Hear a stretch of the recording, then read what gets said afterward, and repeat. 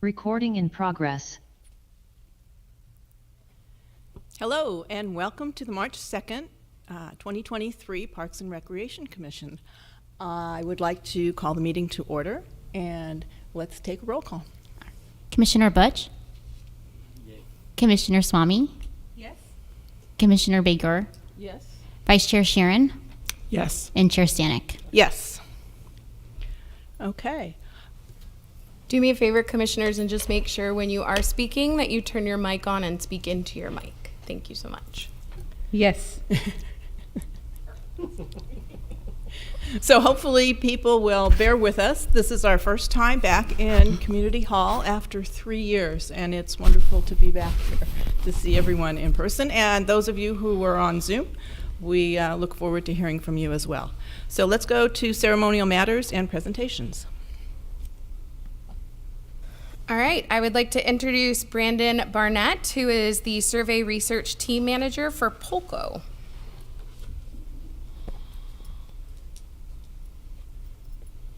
Good evening, everybody.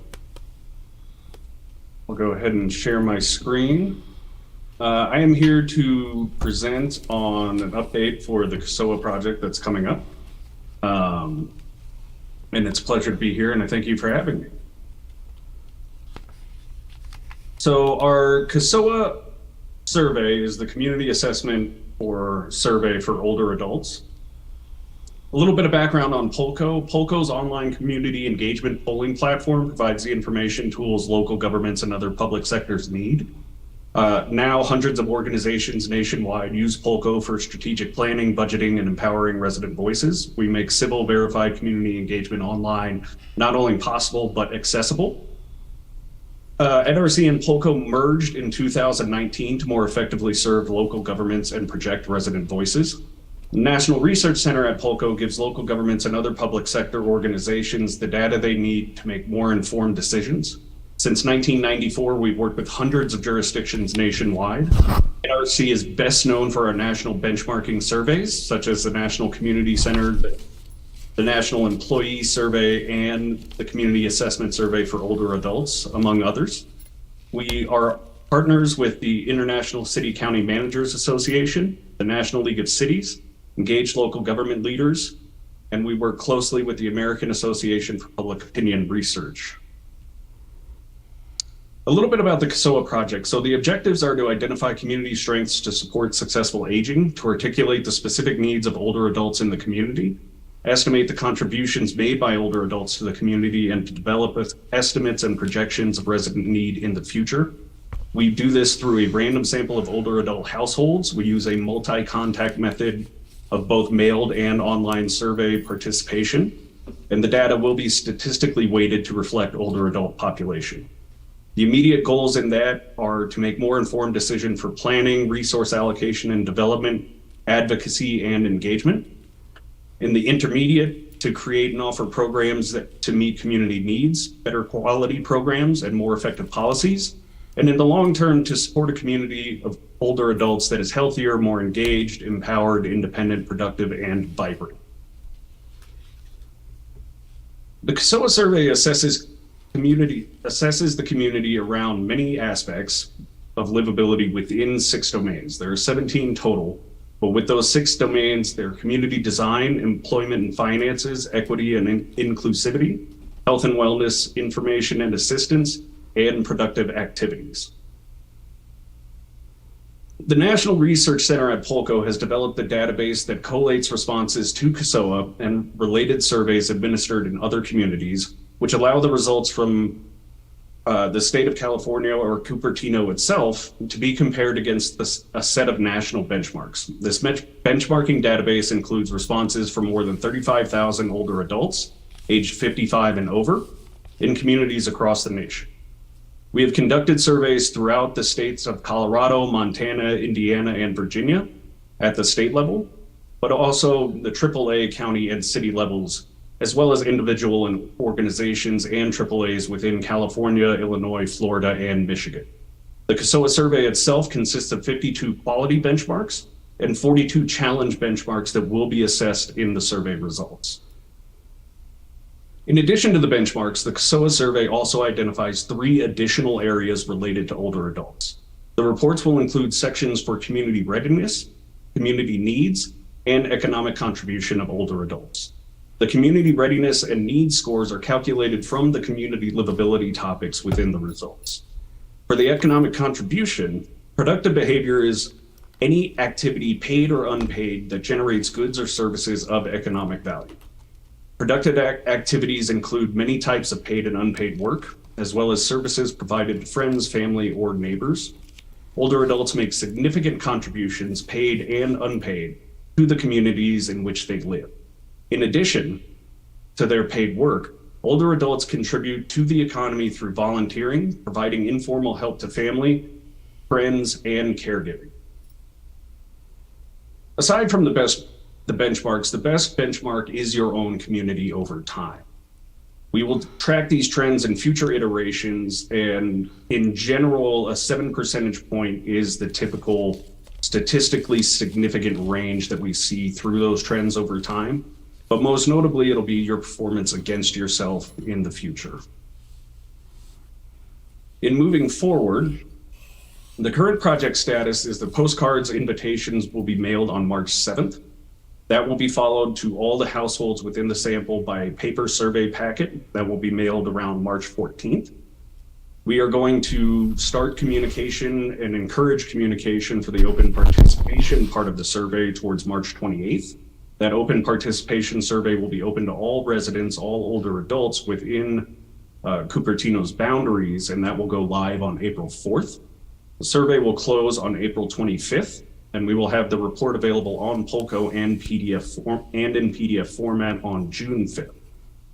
As we move forward through the results, we'll start to think about strategies and suggestions around those, and we have generally found that the best strategies within the results and strategic planning as a result of the survey are ones that will be solving multiple problems. They will be solutions that are good for all residents of all ages, and they'll require fewer resources. And that is my quick update on the CSOA project. I'm happy to answer any questions if there are. Thank you so much for the informative presentation. Are there any questions from the commissioners? Commissioner Swamy. Thank you, Chair Stanek. I have one question. I saw that, thank you for the lovely presentation. There's one that I see, line item, March 7th, postcards being sent for invitation. So as someone who's actually been in the business of doing survey for over 30 years, why are we sending an invitation a week ahead? Why not? Isn't that an avoidable cost? Who's going to really remember?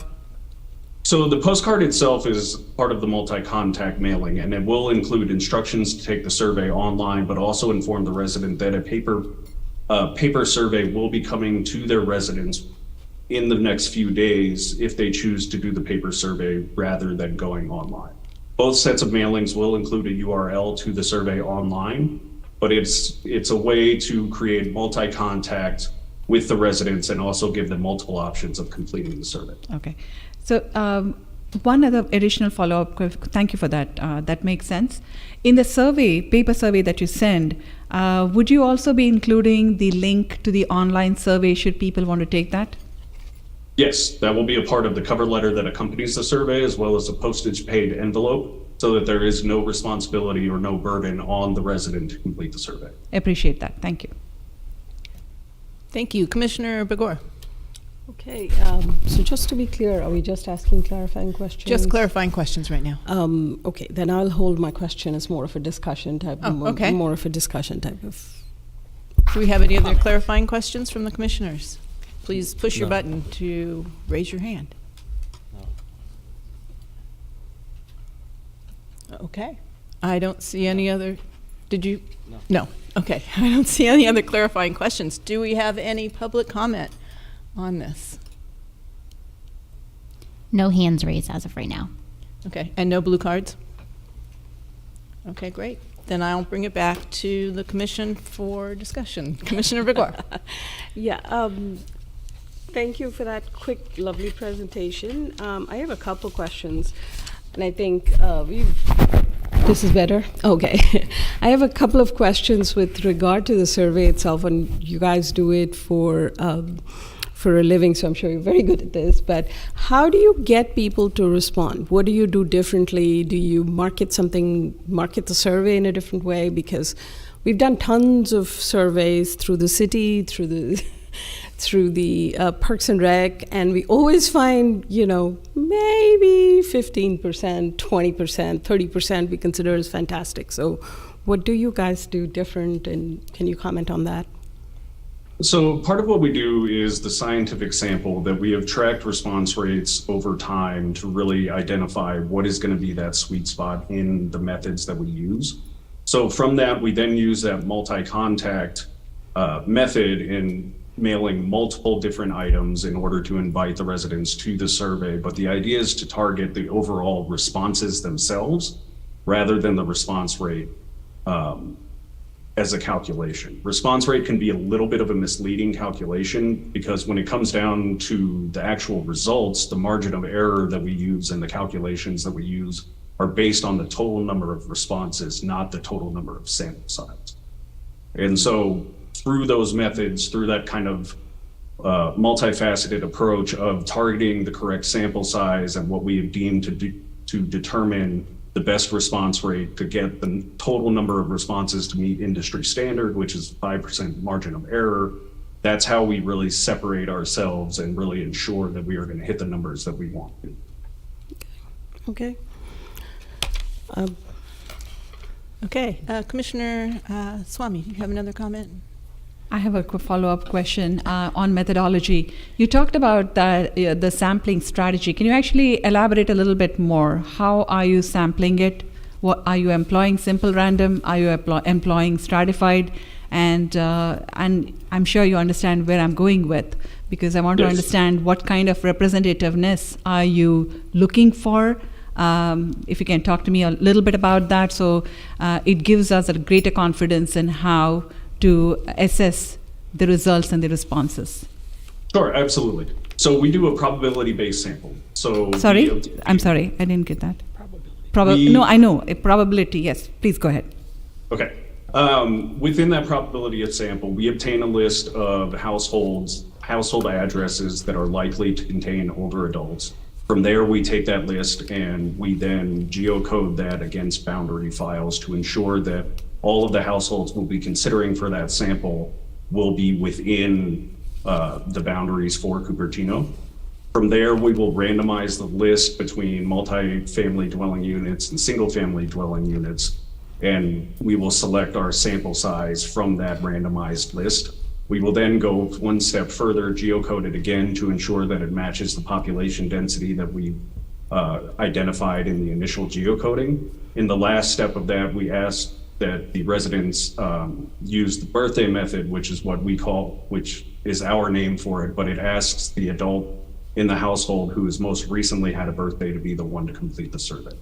So that way we are truly getting a randomized selection, but within that, because of how we do the sampling, every household identified within as an older adult has the same probability to be selected for the survey. So are you saying that you're targeting only one person per household? Did I understand that correctly? Correct. Okay, why is that? It's unreliable to try to identify how many people within a household are going, like, based on zip code address-based lists. It's hard to target whether there are indeed more than one adult within the household that is going to be able to take the survey. But it also allows that we are getting a true randomized selection from the population that allows us to give you a true cross-section in the responses. If we were to open it up to multiple adults within a household, that takes away from that probability sample and it takes away from the confidence interval of 95, which is what we use as our standard. I'm not sure if I agree with that. I don't see how the probability gets shaken because there are multiple people. There are multiple people who might live in the house with completely different opinions. That aside, second point that I have is we are randomizing by multiple dwelling and single dwelling, right? What is your randomization schema? So we use a randomized number generalization. Sorry, what I meant to say is what's your probability schema? That's dependent on the total number of households within each community that we. That's right. We are almost hitting March 7th, so you should have those numbers, right? So I'm just curious, how many Are you asking multi-dwelling? what the total sample size is? Yeah. How are you how are you actually separating? This is very important because when we get the responses, it's really important for us to have confidence. And so it's all about the strategy of sampling, right? So when you talk about the multi-dwelling versus single dwelling, can you please help me understand what proportion of the population within Cupertino is multi-dwelling and what proportion is single dwelling, and how are you randomizing it based on that proportionality and probability? Because we started out with, you're saying it's all about probability, completely agree. Can you help inform me how that probability breaks down? So you want the specific numbers for multifamily dwelling units, single family dwelling units, that's what you're asking? Yes, sir. That's what I'm asking Okay. you. So what we've identified between what I see within it are the different areas that we have, that within that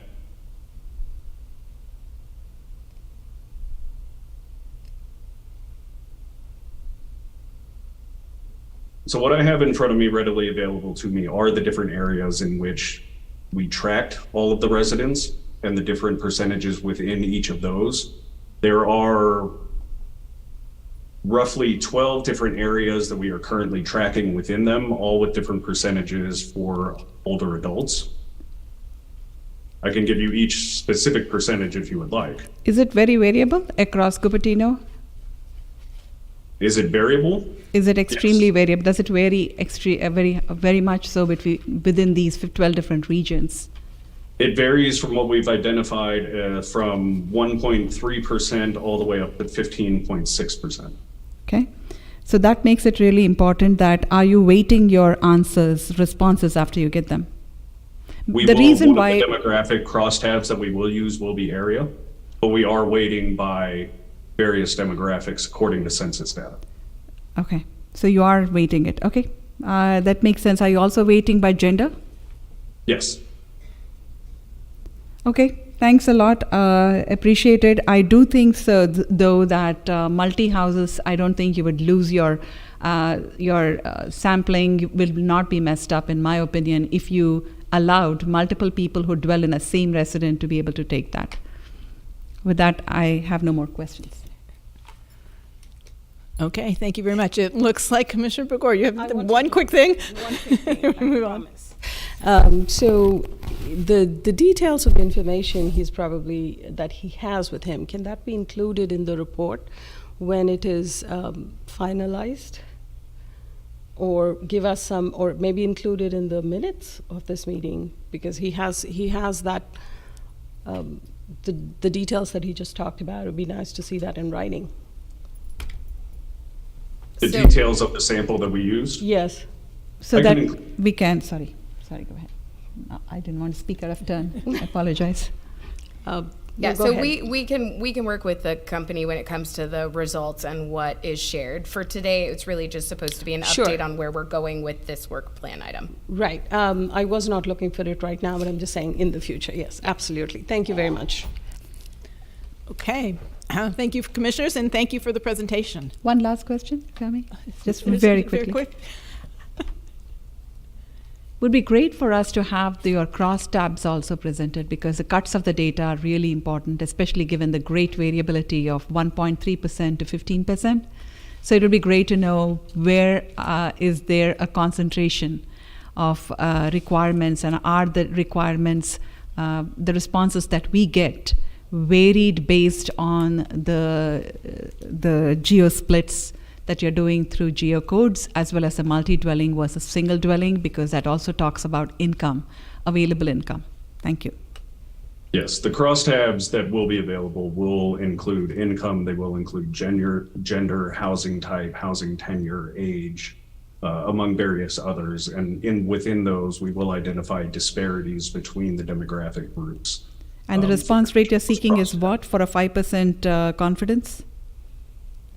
For a 95% confidence level, what we're looking for is a margin of error of 5%.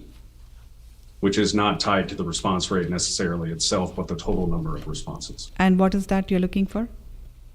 Ideally 400. Are you setting a limit at 400? No. Okay, that's the minimum. Thanks. Okay, I'm going to try one more time. Okay, one more time. Thank you again for your presentation. And I think we can close this item. Thank you very much for having me. Thank you. Let's move to item number 2 on the agenda, which is the approval of the minutes. Are there any comments on the minutes? Of course, I would have a comment. Commissioner Barr? Yes, there was a comment I made. I know Jessica does a great job of getting most of the things down in the draft, but there was one comment I made about the DOLA water fountains. The fact that we need the pet versions, and I believe somebody from one of the directors from either Public Works or the assistant manager, I forget who, made the comment that it's already in the works, that we're already working. So I'd like that to be documented so we're not going to go around in circles. So if we can make that change, I have no other comment. On our minutes, just to clarify, they are really action minutes. Is that correct? They're not intended to capture every one of each little comment, and so they are for tracking if there is an action item that needs to be followed up on, and so I just want to make sure that Sure. that's clear. The reason I bring up that particular one is because there was actually a request to have that, so we want to make sure that that request has already been handled. So it was like an action, so the action was already Okay. done. So we Just- want to make sure we note that down. For other comments on Sure. on the minutes, just to clarify Absolutely. that that's No problem. what the role is. Commissioner Swamy, did you have a question? Your light's on. It is no longer on. Okay. Do I have a motion on the minutes? Yes. I'll second. Can we make sure that our lights are on and our microphones are on, so that we can just make sure that everything is recorded properly. So, Commissioner Chair, we are Swamy, do you still have a getting motion? used to it. Yes, I motion to proceed. And I'll second her motion to approve the minutes. Okay. Is there any discussion on that? No. Okay, let's proceed to vote.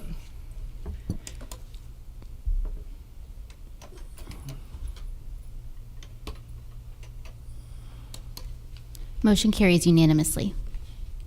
Excellent. Okay, we can move on with our agenda.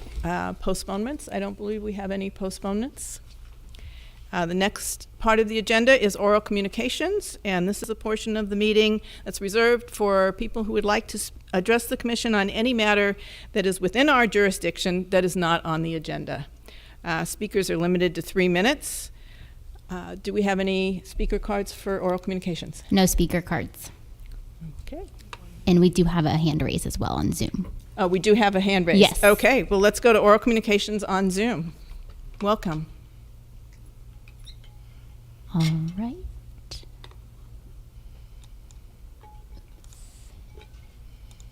Good evening, Planning Commission. Good evening, Parks and Rec Commission. My name is San Rao. Can you hear me? Yes, we can.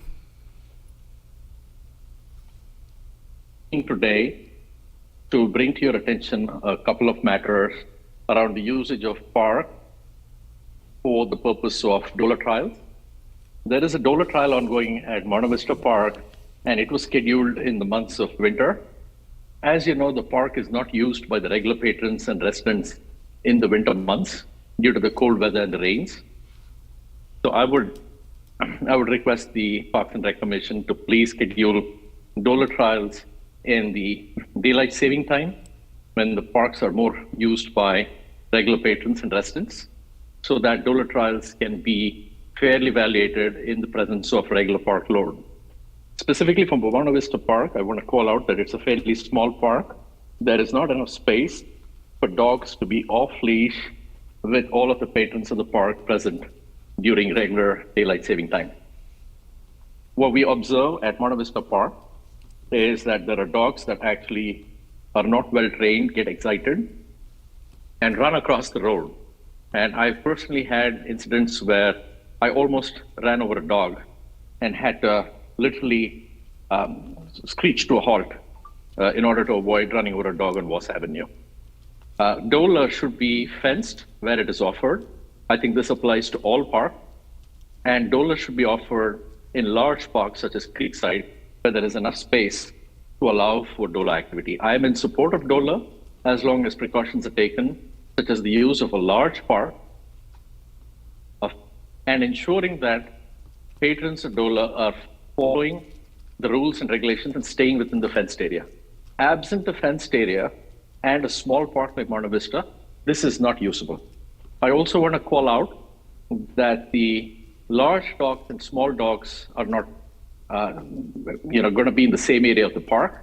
And so what ends up happening is large dogs are using other parts of the park. We've had incidents where in the night hours when people are taking a walk, dogs off leash come chasing them out of the darkness. And it has been extremely frightening, especially with large dogs at Monte Vista Park as patrons are taking a walk.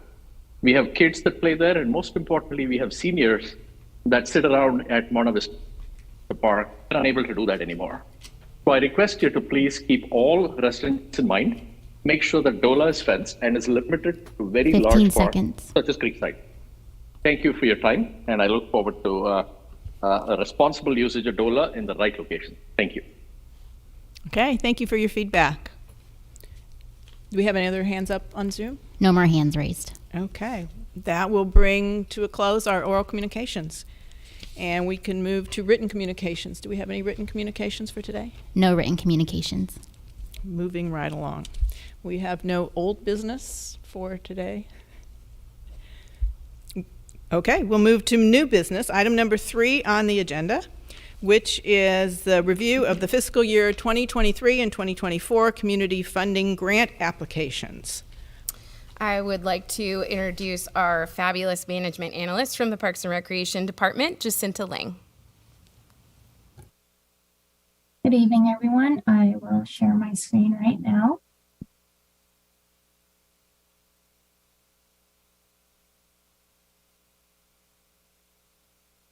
Okay, beginning the presentation, we are going to be discussing about the community funding grant applications that we have received during this fiscal year.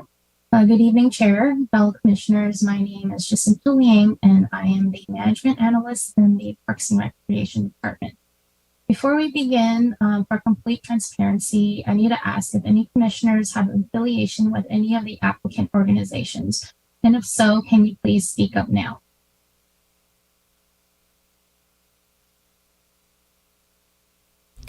Okay, we can move forward. And during tonight's meeting on community funding, I will first go over the received grant applications and then discuss the recent policy updates and evaluation process. During this first part, the organizations will have the opportunity to share specific information about their funding requests, and the commissioners can then ask clarifying questions after. The commissioner evaluation discussion will happen at the April Parks and Recreation meeting. For this fiscal year, the city received 12 applications, 4 from new applicants and 8 from returning applicants. Organizations in attendance, when I introduce your slide, please have your presenter raise their hand if you are attending virtually, so we can promote you to speak. And there will also be a 15-second warning when your 3 minutes are almost through. Tonight's process will include new applicants presenting first, with the returning applicants after. Applicants will have 3 minutes to share their funding requests, and the commissioners can ask questions after. We are estimating a maximum of 10 minutes per organization, which includes the 3-minute presentation. Each slide has a brief overview of the organization's requests and eligibility, and specific of each organization's eligibility can be found in the eligibility criteria forms in attachment C. So we will move forward with our first organization. I would like to introduce INOC, who is requesting funding support for providing free eye programs or free eye exams and prescription eyeglasses. And I will share the presentation.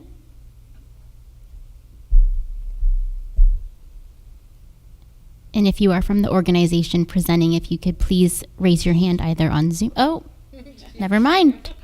Hello. INEC is a Bay Area nonprofit. Microphone here. Oh, here? Okay, I got it. I'm sorry. Okay, can you hear me now better? Okay.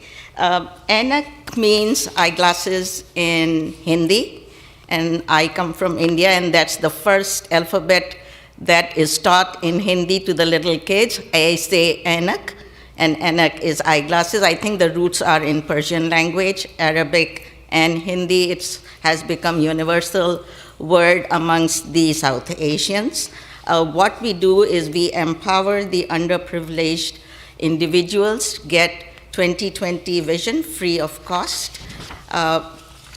ANAC was launched in the year 2020 to provide 20/20 vision to under-resourced youth and individuals all across California. We first started in the Bay Area because I am a local person here. What we have seen is that there is lack of vision care all across California. And when I started it, there were a lot of questions from the local high-tech community. How come you are going into eye care? And we will go about that a little bit later because I want to make use of my 3 minutes. My mission is that no child should be left behind in the classroom because of the inability of a parent or a guardian to afford eye care. Because I feel a healthy growth of a child happens when they can see what is being taught in the classroom, and a healthy student is the backbone of a successful nation, and we want America to continue to do well in the world. A 20/20 vision can help a child succeed in school and gain confidence, and that's what we have heard from children who have received ANAC eyeglasses and have been wearing them for 2.5+ years since our launch, that they do perform better in the classroom and they are more socially active in the society. I was inspired to launch ANAC when I was volunteering. I used to work for Technology Credit Union right across the street from here. I was there for over 20 years doing mortgages, and a lot of Cupertino residents probably have my mortgage with them. So I noticed that there were children who were in the back of the classroom were kind of disengaged. They were not participating in what I was doing on the board. And I thought maybe they're new immigrants to the country, these are second graders, maybe they're not understanding English, so still getting used to the country and the language. But what I did, I brought these children to the front of the classroom and I had them do the activity on the board. And almost all of them could do it. And so I looked around and asked them, how come when you were in the back of the classroom, you were not answering me? And then they said, because we couldn't see what was being taught on the board.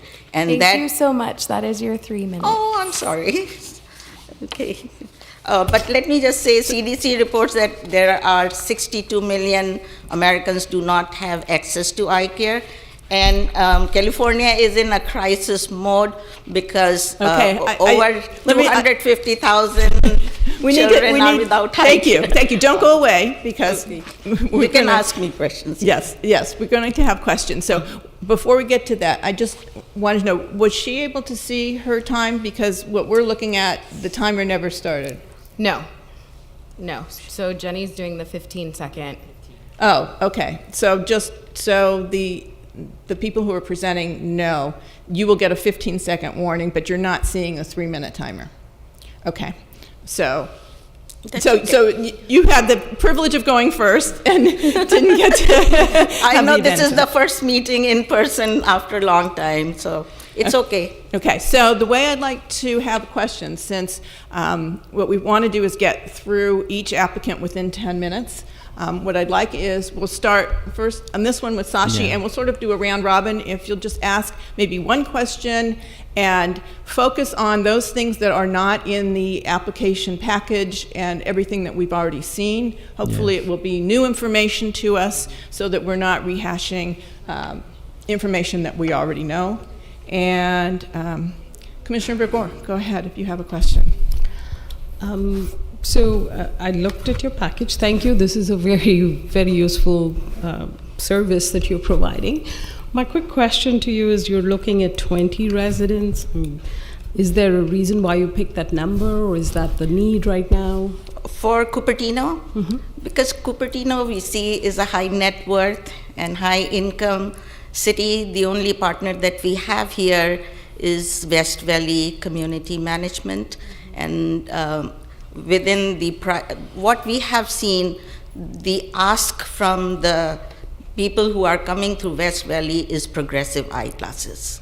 And at this time, we don't provide progressives. We do bifocal, and we have seen a lot of resistance from the people who have registered through our website and have come to us, is that they are asking for a progressive eyeglasses. And progressive eyeglasses are very high cost. We do provide line bifocals, but that's not what they want, and we could not, my board couldn't approve me to provide the progressive eyeglasses, and that's why we have come up with this. Some people will receive either reading glasses or distance glasses. Others, some of them will accept the, the line bifocal, but we should be able to give out to those who really need progressive glasses. I myself wear progressives. Thank you. Can you, and again, this is not a criticism of you, just for everyone,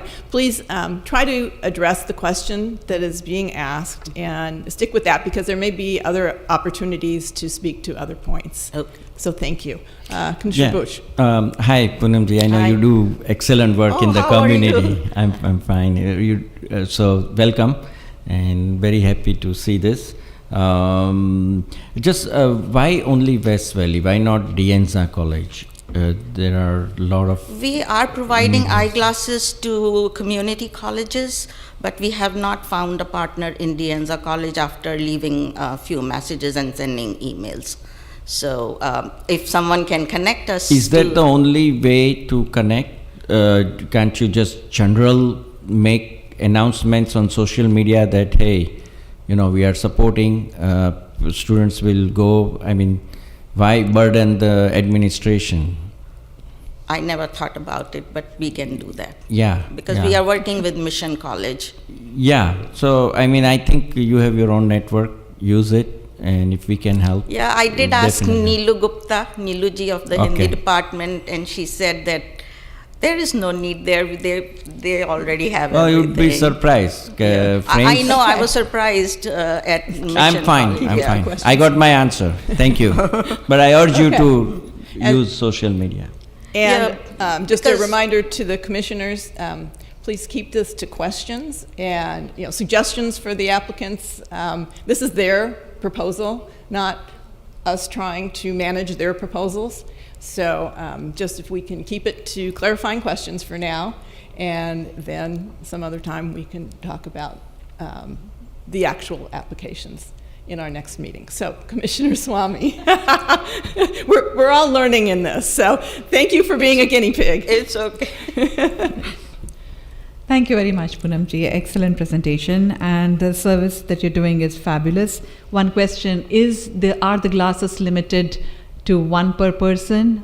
If not, since the cost is cheap for distance and reading, can you give someone one reading, one for distance, instead of a progressive that can be significantly more expensive? We do that. If the requirement is that they don't want line bifocal, we do give a distance and a reading glass. Okay. Both are given.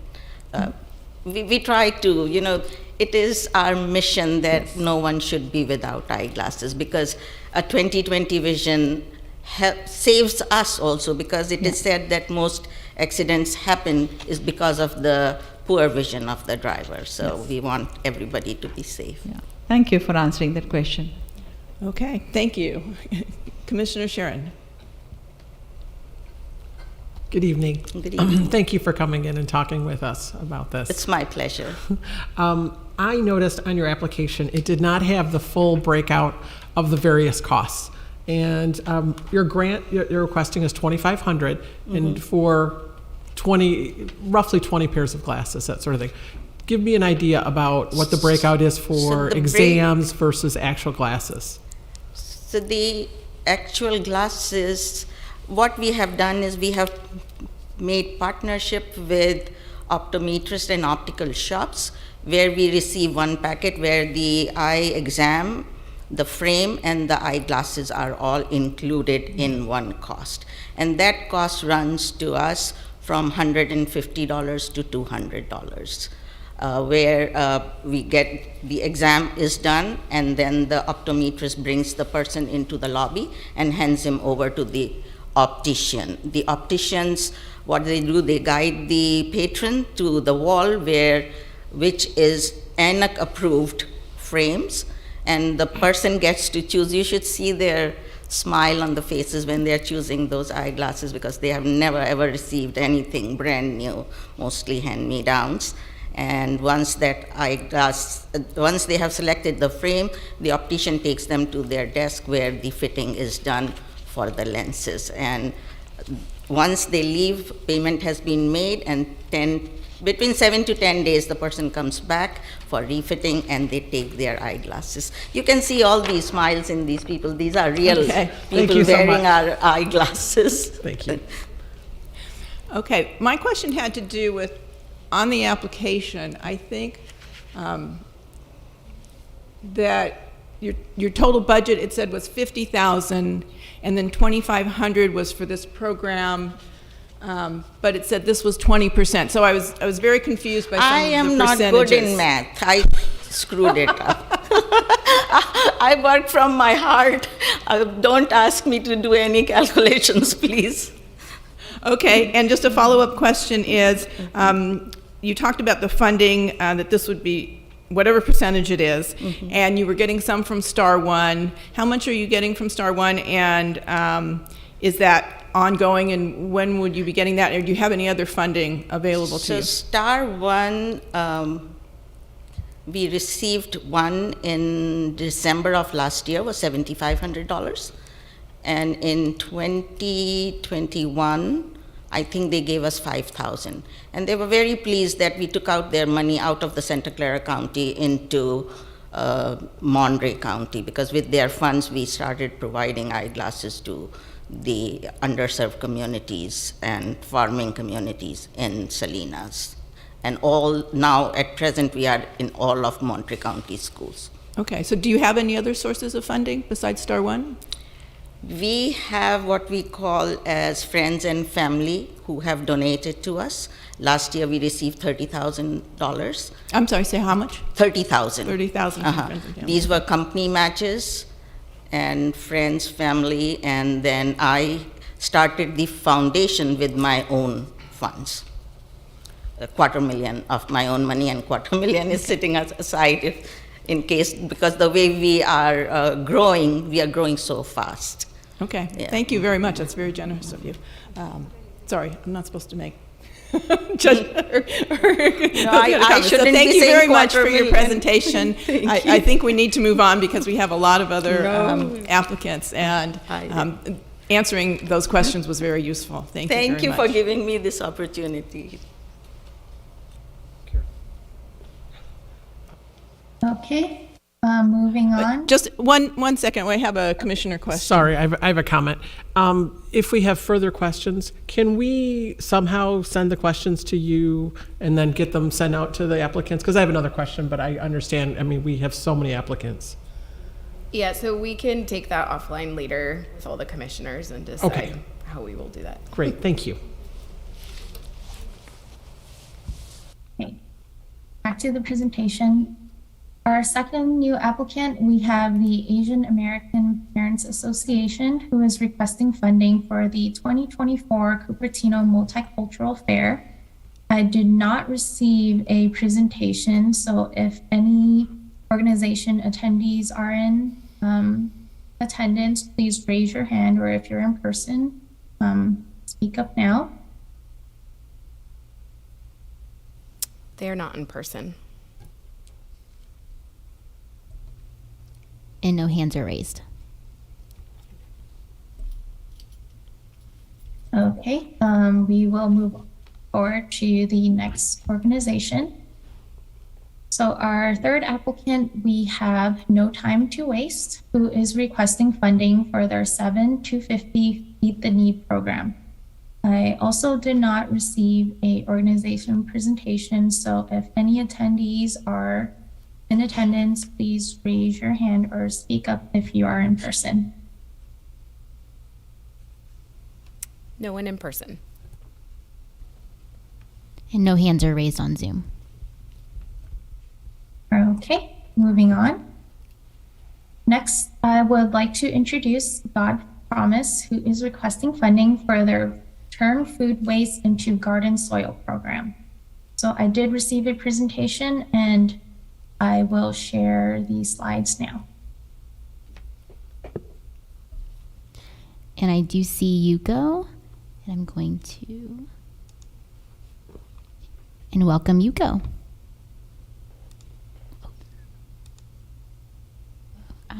Where'd she go?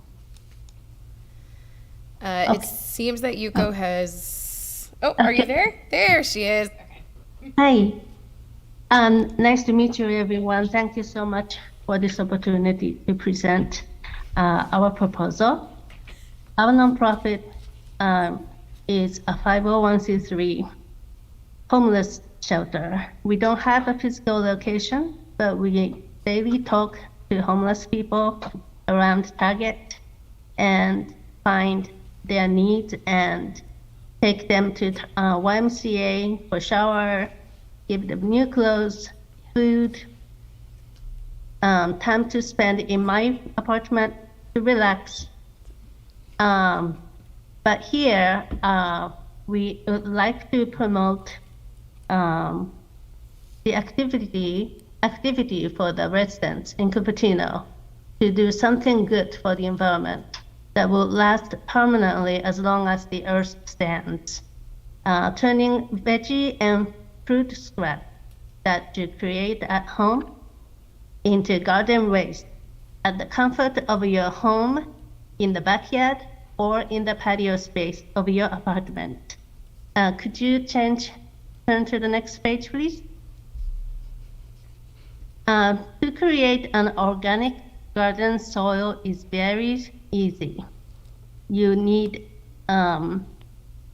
vegetable scrap, fruit scrap, and 2 parts of those, and 8 parts of the brown ingredients, such as your backyard dirt or soil. If you don't have your own backyard, you could use topsoil that you can buy from Home Depot for $4. And for educational purpose, we will teach that you can use cardboard, brown paper bag, egg cartons, toilet paper tubes, shredded paper, things like that, all made of wood, comes from nature in the form of paper. Sawdust is wood itself, minced form.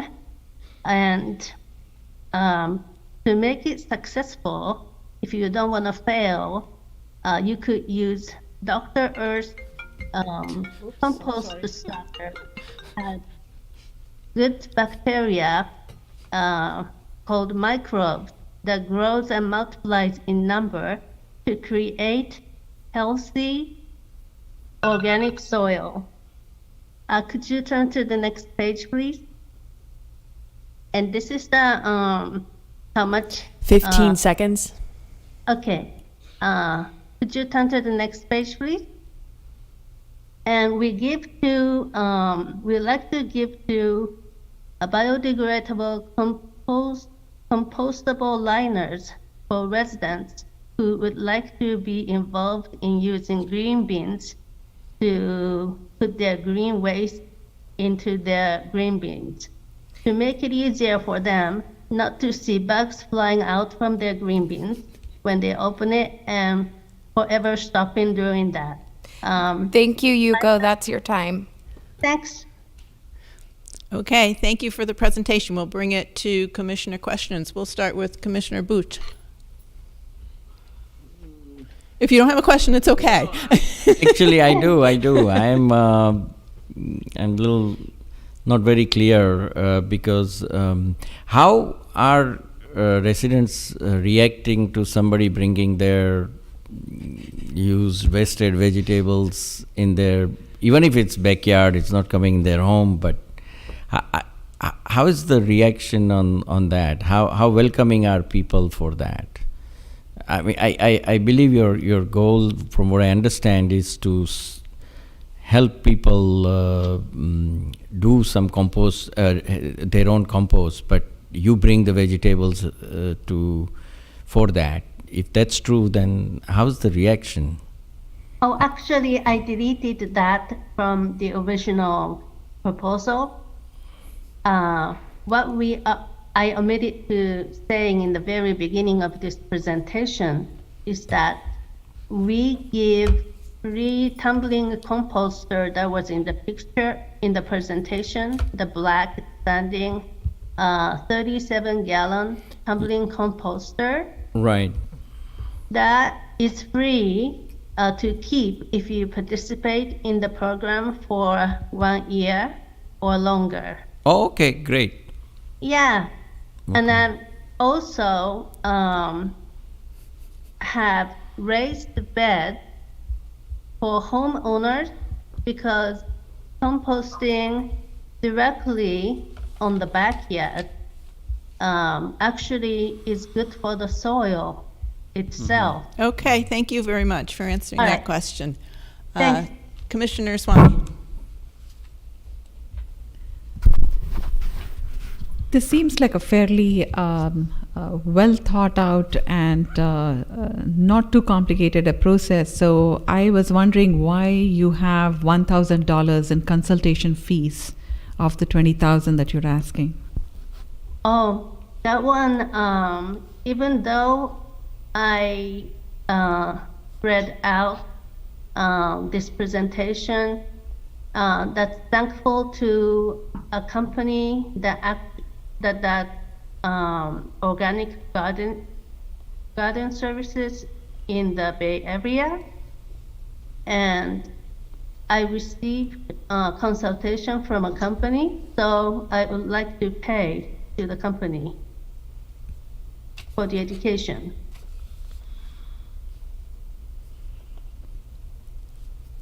Okay, it's the payment. Thanks. But it's not. It was not like requested, but I believe that we ought to pay for their expertise offering educational information. Okay, thank you.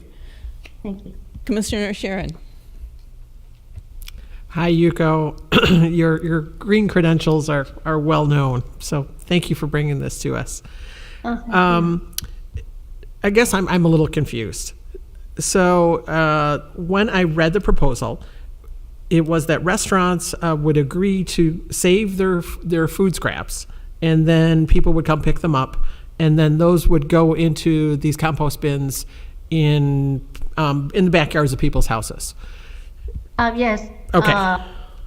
So the question is have you done this before? Like, first of all, do you have restaurants that have agreed to do this, and do you have people that will be willing to move the scraps from one location to another? In other words, it's transportation, that sort of stuff. How does that work? Thank you for mentioning that. I have to apologize that that page I removed from my final presentation because I realized that collecting those from restaurants and grocery stores is actually not necessary at this beginning stage. It's much easier for individuals to just use their own home kitchen scrap. Okay, so this is a backyard composting program. Right. Okay, thank and you. not involving. Thank you so much for Okay. asking. Thank you. Thank you. My question is that I believe your budget is much larger than the 20,000 that you have requested. What's the source of funds for the balance of your program? Well, I thought I requested the maximum that was allowed in this grant application, and I was going to adjust like how much we can spend on purchasing composters, raised garden bed, and composter starter soil, topsoil. So the total budget is what you will receive from the city if you receive this? Yes. Okay, thank you very much. Commissioner Begor. Actually, we have received like $1,200 donation from a Canadian company that we're going to use in this program. Okay, thank you for sharing that. Commissioner Begor. Yeah, so along the same lines, there was along the same lines, you have a staffing cost, so I'm confused now. From your answer previously, your total budget is $20K, and that's what you're requesting of us. But your staffing costs, is there a typo, or is there something else? Don't look at me. That's correct. Sorry, I was just looking in general. I wasn't looking for an answer from the chair. So it's a little confusing to me. I'm not sure. And the follow-up to that is, if your total budget is incorrect, then there is question on how everything is being spent. What is $400 for entertainment? I'm just confused about the whole thing. Oh, entertainment, I updated my presentation like three times the past 2 days. So probably you're seeing one previous older version. I don't have anything in entertainment in my final presentation deck. And that's different. That's different. I'm so sorry. The application is not there. Kept on making. No, their application is right here. No, Compost the in the God's back. promise is Okay. there. Let's keep all our conversations for the public. And so I guess the answer was that this budget is not what she is really, her proposal at this point. Okay. But this is what we have. Okay, and so what's, I'm looking at the application and it looks different, so. Right, so that's Okay. what we have. Okay, thank you. Okay, thank you very much. I think that's all the time we have right now. Thank you. I just want to make a note that Commissioner Swamy had to step away just for a moment. Okay, thank you. Okay, moving along to our next presenter. Okay, next we have the Cupertino Symphonic Band, who is requesting funding to purchase band equipment. And I did receive a presentation from them, so I will be sharing the presentation now. And our speaker is in person. Hi, I'm Robert Ponce, a board member of the Cupertino Symphonic Band. Next slide, please. Okay, this is our background story. We started in 1989 by former Cupertino High School alumni band members. There's currently 44 active members from all diverse backgrounds. We're all volunteer members, board, and elected officers, and we have our conductor is a school performing arts teacher. We give free concerts throughout the year and perform in a July 4th parade. We're a nonprofit. We're funded by member dues and mostly by donations.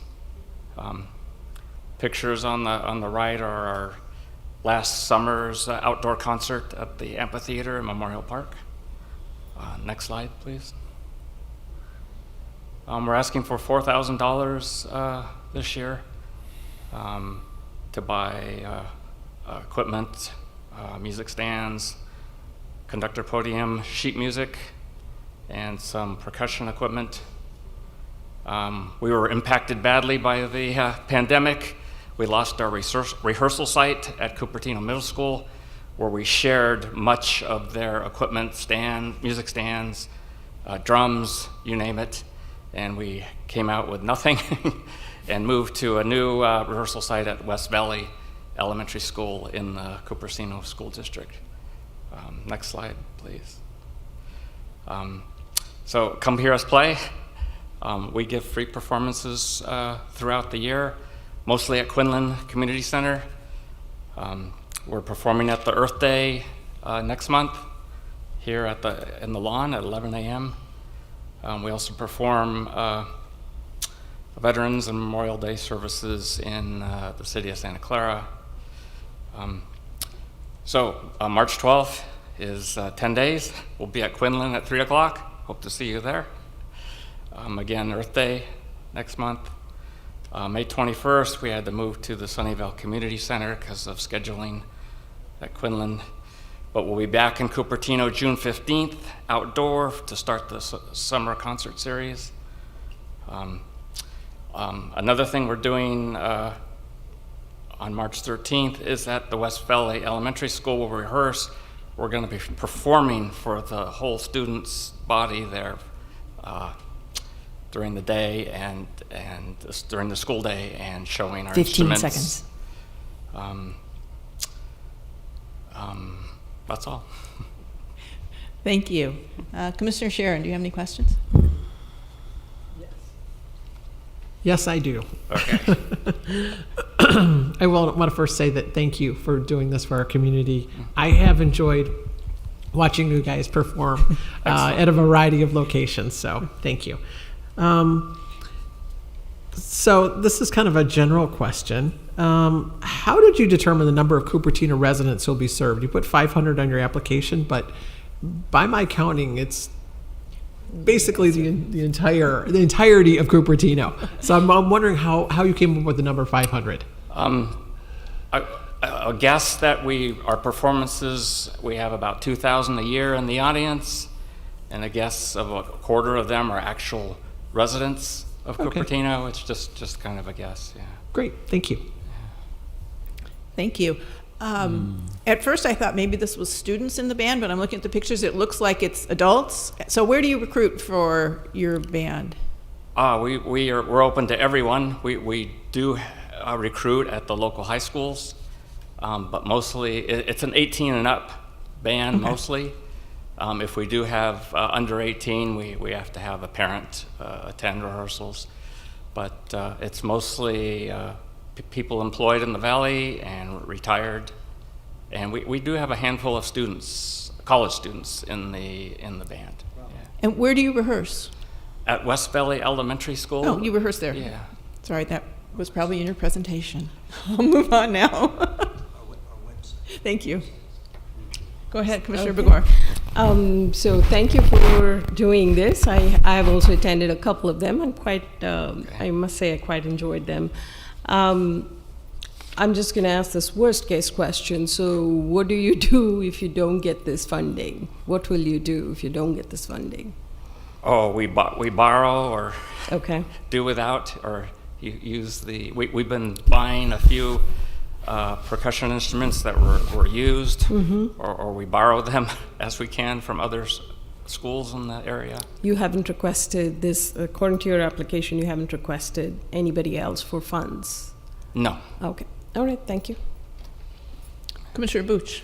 Yeah, hi. Thank you for doing this for the community. My experience is that, musicians would like to buy their own things and not somebody giving. They are pretty picky about it. Is that the case, or you think they really You'll give them cash or you'll give them equipment, is my question.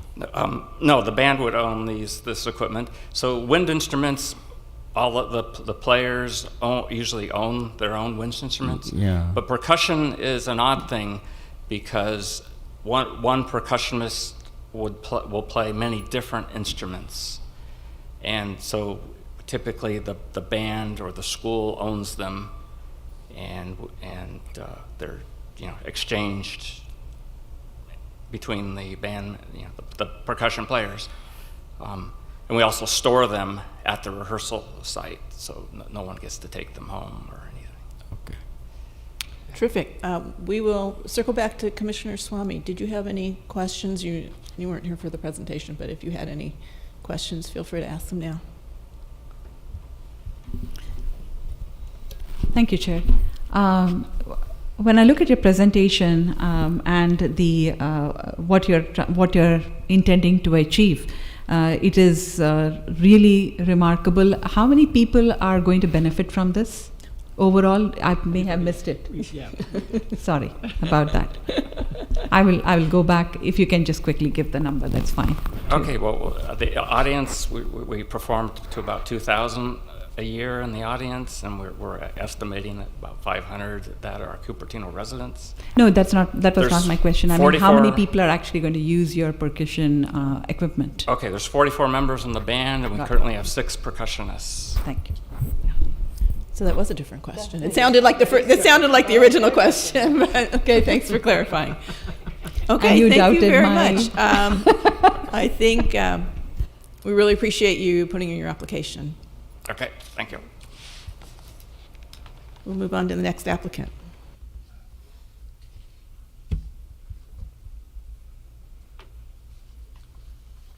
Our next organization is OmniWare Networks, who is requesting funding for their mental health program. And I did receive a presentation, so if you are in person, raise your hand, and if you are if you're virtual, raise your hand. And if you're in person, you can step up to the podium. And welcome, Judy.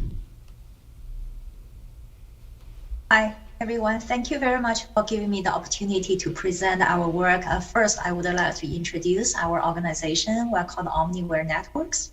It's a small not-for-profit organization with a passion and a track record. Even though we are small, our impact is a giant. Our mission is to enhance the community well-being, to foster the sustainable and inclusive culture. Next year, next year, our main focus, one is the art education of children, especially to enhance the art education equity and the opportunities across different types of children and the children from the marginal communities. The second focus is mental and the social well-being of seniors and the low-income community. The third one is the combination of the above, the marginal community, social justice, and the inclusiveness. When we believe our focuses are well aligned with the city of Cupertino's mission and the value. And our organization is funded and managed by women as well as people of color. We come from those marginal communities. For example, I am a volunteer for this organization. All of our organization are volunteers, no one is paid. I came from the marginal communities. I lived on food stamp before, so I truly understand what the community has been facing, what's their need, and how we can best serve that type of community. And we also have a strong track record. We already have the gold seal of the transparency from Gold Star, and our project has been featured by Santa Clara County press release, the official press release, and the multiple media reported our projects, and we are deeply rooted in our communities. So if you can flip to the next page. And this project that we are proposing is to improve the mental well-being of low-income seniors. Why? After the 3 years of a pandemic, a lot of seniors, due to those pandemic situations and the constraints, they are bounded by very small space they can go to, which further limits their ability to reach out and connect with the society and with the people. And all those creates a lot of serious mental health issues with them: loneliness, anxieties, the feeling of being isolated, a lack of the sense of the social belonging, And actually, we have the data from the CDC. Just the regular seniors through those pandemics years, 25 to 30% of seniors are experiencing those mental issues. And for the low-income seniors, the percentage is even higher. It can be as high as 60%. And when we look at Cupertino is wonderful, has a lot of wonderful community services, but most of those existing services focus on those physical 15 seconds. Distance. Sorry, someone is speaking? You have 15 seconds. Okay, so the program we want to generate is a multi-generation recreation activities to blend in social and cultural attributes together. So we can transform them from weakening to healing, from isolation to connection, from exclusion to belongings. Thank you, Judy. That's your time. Thank you for the presentation. We will start with Commissioner Swamy for questions. I can go last this time. I can go later. You missed your opportunity to go first the last time. That's okay. We can come back to you. Commissioner Sharon. Hi, thank you so much for bringing in your presentation and asking for this funding to help our seniors. Tell me about the outings that you have listed in your application. How will seniors sign up for these outings? You know, how many outings are included in the plan? That sort of thing. Very good question. We would like to offer at least once per quarter those major outings, along with some small local activities. So every quarter you can expect one major activity and one small activity. And the way we reach out to those low-income senior is we have a lot of connections with those other organizations provide the services to those low-income seniors. So it's very easy for us to get there to send out the message to them. And we can also partnering with other facilities such as the Cupertino Senior Center to offer those, to use their venue to offer our services. Thank you. Thank you for that. How will you provide transportation for these outings? Yeah, it's a very good question. When we request the budget, you can see most of the budget, none of them is for our staffing cost. We may utilize the budget for materials and equipments, as well as other professional services. So for instance, the outing, we're not looking at, hey, sending them to San Francisco, which is very far away. But even for some local outings like parks or like, creeks or like those nearby outdoor areas, we can facilitate that. First of all, we can have volunteers to provide the couple services. And we can also provide the subsidy of those transportations. If they take the public transportation, we will also be able to provide the subsidy. Okay, thank you. Commissioner Bugor? So are you already working with the senior services, Cupertino Senior Center, or will you be requesting them going forward? Yeah, it's a very good question. And actually, if you move to the next page, we currently have some programs working with the Cupertino Senior Center. It's for a different program. It's for the cross-generation art sharing and art and experience with the seniors. So we already have some relationship with them. And I would invite all of you, currently our exhibition is exhibited over there from now to March the 23rd. And if next Monday, if you have time, 5 o'clock next Monday, we're going to have the community youth artist reception. We're going to invite the young children as well as their parents and the seniors to celebrate that community art together. So actually, my follow-on question to that is, since you already have a relationship with the senior center, if you were to do something at the senior center, will they still be charging you? It's a question we have, we are willing to pay, but if they are willing to waive our fees, senior center is only one of our options. It's not all of our options. We can use that service. But if they don't waive our fees, that's why we ask for the funding to cover all those things. If they, but beyond the venue, we can also provide the other things we need to purchase, such as, the materials for those recreations, for the outings, and the materials we are going to use to improve those mental health, as well as we are going to blend in some of the cultural and the social elements into those activities. We're going to purchase those cultural, like musics or the cultural handouts. So all those are things I don't think any current existing community center will be able to provide. So we will organize those and purchase those. Okay, thank you very much. Commissioner Bush. Yeah, hi. This is good initiative.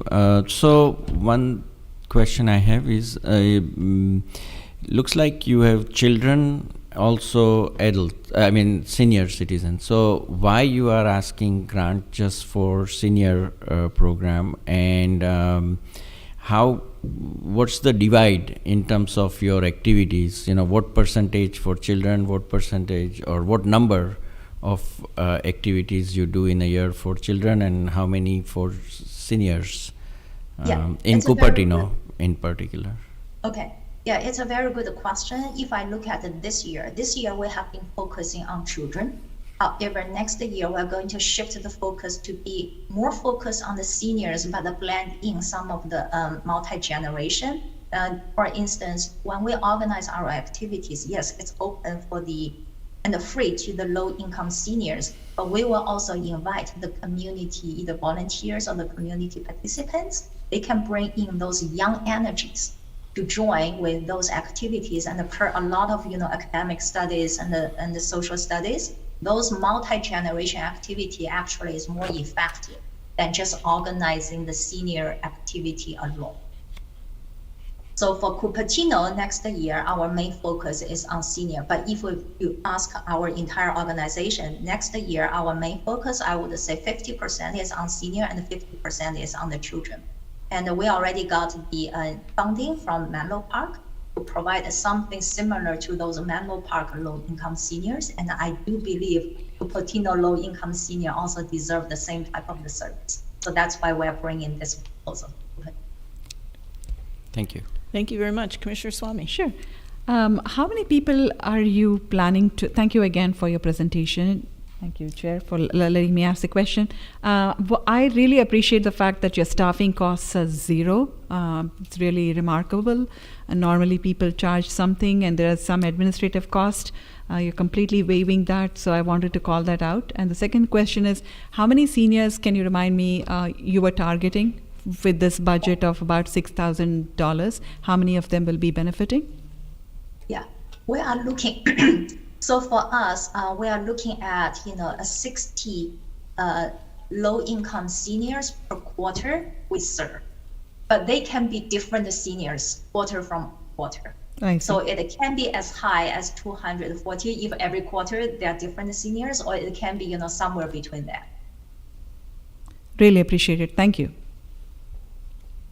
Okay, thank you. Thank you for the presentation. And I think we've done a round with every commissioner here. So we'll move on to the next applicant. Thank you. Okay. Our next organization, I would like to welcome STEM Boost Corporation, who is requesting funding for the Elementary Science Olympiad Fun Day/night. And I have received a presentation, and I will be sharing that right now. And our speaker is in person. Hi, hello everybody. My name is Queen Lee. I'm the Adult Advisor, Board of Director of STEM Boost. As you know, STEM Boost, on the slide you probably read that STEM Boost was is a nonprofit founded by high schoolers in 2017, and their mission was to promote STEM education to 3rd to 9th graders, and they have recently expanded to different programs. We have run various workshops, and today this year we would like to offer elementary Science Olympiad workshops to especially to low-income students in Cupertino. I will skip this slide since you have seen it. Can you go to the next slide? So our history was we came from Kennedy Middle School, and they have won various national Science Olympiad competitions since 2018. And so because of that, they want to give back to the community. Can you go to the next slide? Okay, so STEMBoost has, STEMBoost also had the STEMBoost Invitational that they started in 2019 was the first one, and then we had COVID, and during COVID they did the online version, and then this year was the fourth invitational, which 23 schools competed with 64 teams out of 8 states and with more than 900 contestants. Can you go next slide? Yeah, STEMBoost has a very strong team of instructor team, and you can see all these students now they're in high school. They are very dedicated. They have a lot of national medals in the science competition at the national level. And next slide, please.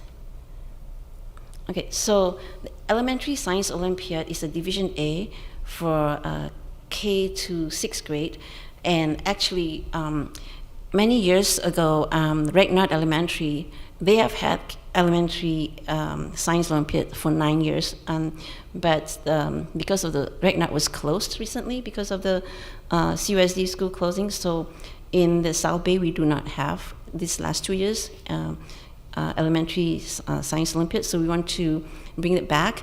And the slide over here shows the competitive tournament. We used to be one of the competitive tournaments. Next slide, please. Okay, so Elementary Science Olympiad they have the fun day or fun night, and we would like to use the summer to offer workshops. We will pick a few of these events. What they call events in science in Olympiad. 15 seconds. Okay, we will pick some of this to teach and part of workshops. Next slide, please. Okay, so the funds we need would be to buy the material to teach the students. These are mostly hands-on. Next slide. And we also need the funds to rent the facility. And we found out that that we can try Quinlan Community Center or the Creekside Park building, or maybe one of those schools in CUSD. Next slide, please. So the tentative plan is we're going to have 8 fun day events in summer of 2023. As you can see in this slide, if you have 5 hours with 5 activities with 40 students, the estimated cost is going to be $4,800. This is different from what is on the application, because since the application, we found out we could actually rent, the facility rental is actually lower because we're a nonprofit. And so that is your time, but we'll leave this up so that the commissioners can see it. Okay, sure. Thank you. I'll go first here. Sure. So my question was, you have, I guess, high school students who are being coaches, and I was wondering who provides supervision and how many students per coach. I'm assuming the coaches are these young adults, and where is the adult supervision? Well, there are many adult supervisions. I'm one of them. I'm on the board director, and there are 3 board of directors, and then we have every teenage or high school instructor's parents are also involved. Oh. So they mentor the students, and we, I have 3 kids and they're part of STEMBoost, and I also oversee them and mentor them. It's not, so this program, STEMBoost is not just trying to promote STEM education to kids, but it's also us parents and adults giving training to our high schoolers in STEMBoost. Train them to be, like train the trainer, right?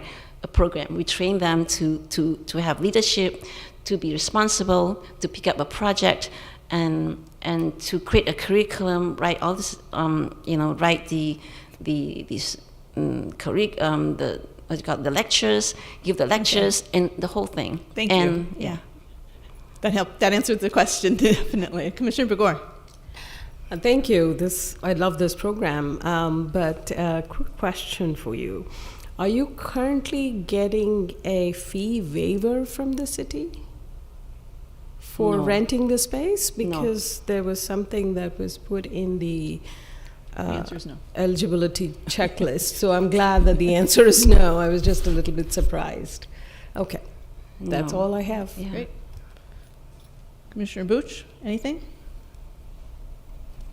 Yeah, I mean, Have you noticed that, the kids and parents want very structured program in summer, particularly with a lot of predictability? Have you seen any challenges to serve parents' need like that? You mean challenges from the parent side, or to Yeah, okay. from as far as credibility of your program, sustainability of your program. They believe that it's a pretty structured program. They don't mind paying fees, but they like to see a more value out of every program. And it seems like you are trying to train some high schoolers to teach youngsters. Our high schoolers have experience already. We have some of them starting from 8th grade, they've been mentoring. Because we have had, since 2018 was our first workshop, and we have experience in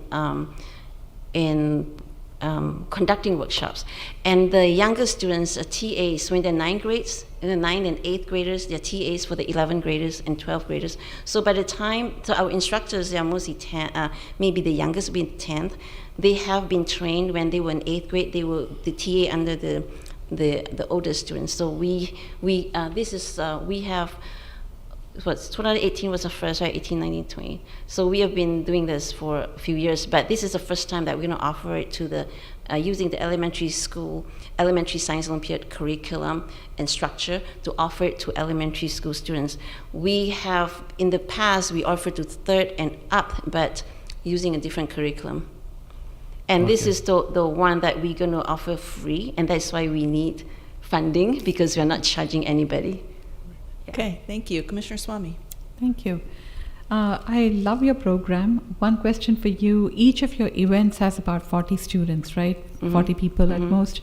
So why not just kind of try and maximize the budget by going exclusively to Creekside Park building, which is just 2/3 the cost of the Quinlan Community Center? We can do that. I mean, if it's available, we'll definitely would do that. We'll try to go with the cheaper one, right? And then we can use the funds to get more of the hands-on material. Exactly. Yeah. Yes. Thank you. Okay, Thanks. thank you. Commissioner Sharon. Hi. Hi. Thank you for coming in. Thanks. In person. Very helpful, actually. Thank you. How will the students from around Cupertino find out about this free program? Advertising, that kind of thing. And then is there any kind of requirement for them? Do they have to be from a specific school? That sort of thing. Or is it open to every child? And how will you find them? It's going to be open to every child. We are trying to find, so we kind of established previously, right? So we, word of mouth, WeChat, WhatsApp, Facebook, we're going to, parents will blast it and say, hey, here's a free program, and, let your friends and family know. So that's one way. We would probably go, like in the past years, have flyers after school, just pass out the flyers. And we've got some sign-ups that way. And also, at Kennedy, our principal would send to the, doing principal's coffee meeting or PTA, they'll send this information out. So we're going to do similarly, try to talk to the elementary school principals and see if they would be willing. I hope they would be willing to, spread the word to their students that here's a free program in the summer, and it's in Cupertino. It's going to be taught by STEMBU's students who, they're national medalists, they've been through competitions. So I hope that we'll get traction that way. Great, thank you. Thanks. Terrific. Thank you so much. Thank you.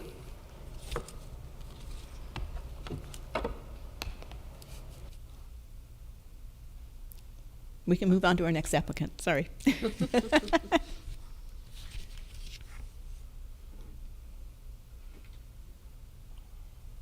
Our next organization, I would like to welcome Valkyrie Robotics, who is requesting funding for their robotics program. And I did receive a presentation, so I will share that right now.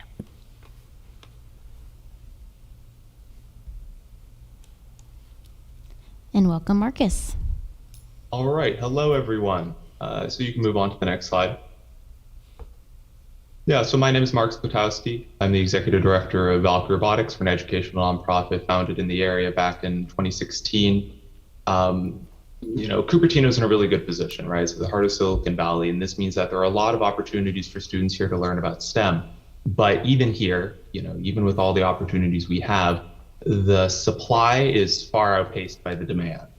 And if you look at local schools, especially the ones which have fewer financial resources, such as Fremont on Homestead, you'll see that students who want to be, on their school's robotics programs, or who want to get a chance to compete, at a national or international level, usually won't get the chance to do so.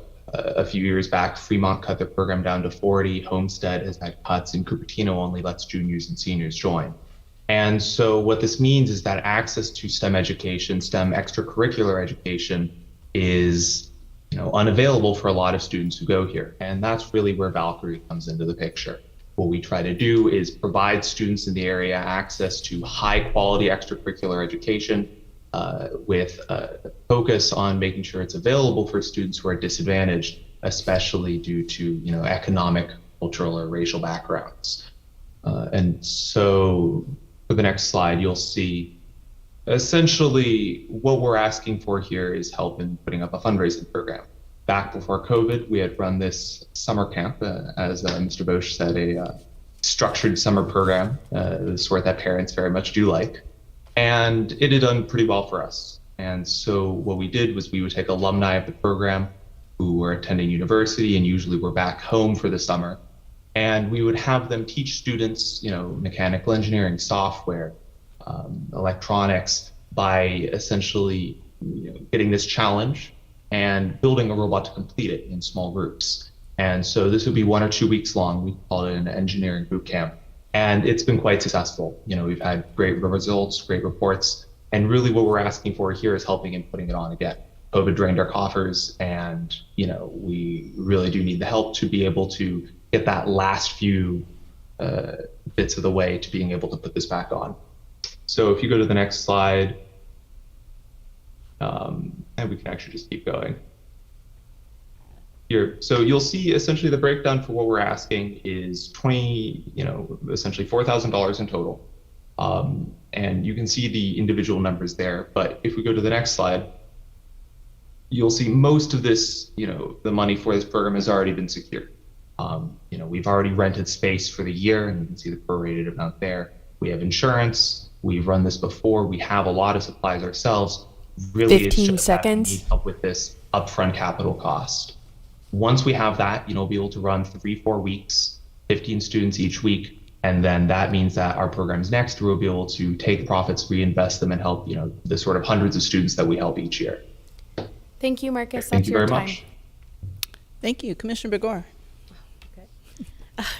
So thank you very much for that presentation. That's a very nice, noble cause to get, the students who can't afford to be able to take advantage of this program. From your application, there's no really any eligibility criteria or eligibility requirements, is what I understand. And the total number of individuals will be about 40, and about 15 of them are Cupertino residents. My question is, let's say you get 50 people, how are you going to select the number you have so your request will match what you're asking for? Yeah, so we actually have pretty great capacity to scale up and out. As I mentioned, we've already rented space for the year. And once we have these kits, that's basically the biggest fixed cost that we need to run this camp. And so as more students sign up, we can just open up extra weeks or even fit 2 sessions in our space. We have about 1,000 square feet, and so that can handle 20 to 25 students at a time. The reason why I put down, I think, it should be higher than 15. We were looking at 15 per week, but the reason why we put that down to start with was because, essentially, if this is our first year putting this program back on, this before COVID, we don't want to be, promising too much just in case, maybe parents are looking at new kinds of camps, or we don't choose the right advertising approach and aren't able to reach as many people. Okay, thank But you. the capacity is there. Thank you. Commissioner Bush. No, I think this is good. My only concern, you saying that primarily you're serving Cupertino residents, but it seems like it's less than 50% of them from the numbers you have given. Is that because you moved out of Cupertino, or it's always been like that? No, yeah. So this program in particular, Valkyrie Advance, has and pretty much likely will be majority composed of Cupertino students. And the reason for that is that the program, or the way that we advertise, is through Peachjar. That's where probably 70% plus of these subscriptions come from. And really we just hit Fremont, Cupertino, Monte Vista, the feeder middle schools that go into these. And so really Cupertino is where the students who are coming into Advance will be coming from. For our core robotics programs, it is true that about half are from other areas. That's not because we've moved out of Cupertino and are no longer focusing on it. That's just because we've tried to broaden our approach. So we are now serving even more students, in the last few years, than more students from Cupertino than we were beforehand. It's just that we also have additional students from further afield. Okay, thank you. Thank you. Commissioner Swamy. I don't have any questions at this time. Thank you. Commissioner Sharon. Good evening. Thank you for coming in. I guess I have some questions about, if I can steal maybe one of your questions, Commissioner Swamy, about the students that go into your program. You said that you're looking to help out low-income students who possibly couldn't afford this type of program. And is there any way that you're specifically identifying those? And if so, how are you identifying them? And then my second question is I seem to recall in your application that you had some students right now that don't pay currently donations and to cover events and supplies. And I'm wondering, how many of those do you have currently in your program? Thank you. Yeah, certainly. So the summer program is sort of a special case because we run this in part through Activity Hero, which is a site that has a very nice program built in where they will essentially allow you to allot slots for scholarships to students. And these will be sort of presented to students, or rather the parents thereof, who are looking for camps but might not be able to afford a more expensive one. You look at ID Tech Camp, that's $1,500 for a week. That's doing very similar things to what we're doing. We can offer that to some for $250 and some for $0. And we really rely and lean on Activity Hero to be filtering that, but it's worked well for us in the past. For the core robotics program, I think the students who are fully exempt are about 3 or 4 out of the 40, and we have a handful more who have partial scholarships. And then on top of that, there are smaller ones where students will get money off for travel or sort of additional purchases and supplies. And I wouldn't know that number off the top of my head. Great, thank you so much. Thank you. My question is, a lot of this is STEM. I see that you reference STEAM in your materials. Can you talk about where the arts come in here?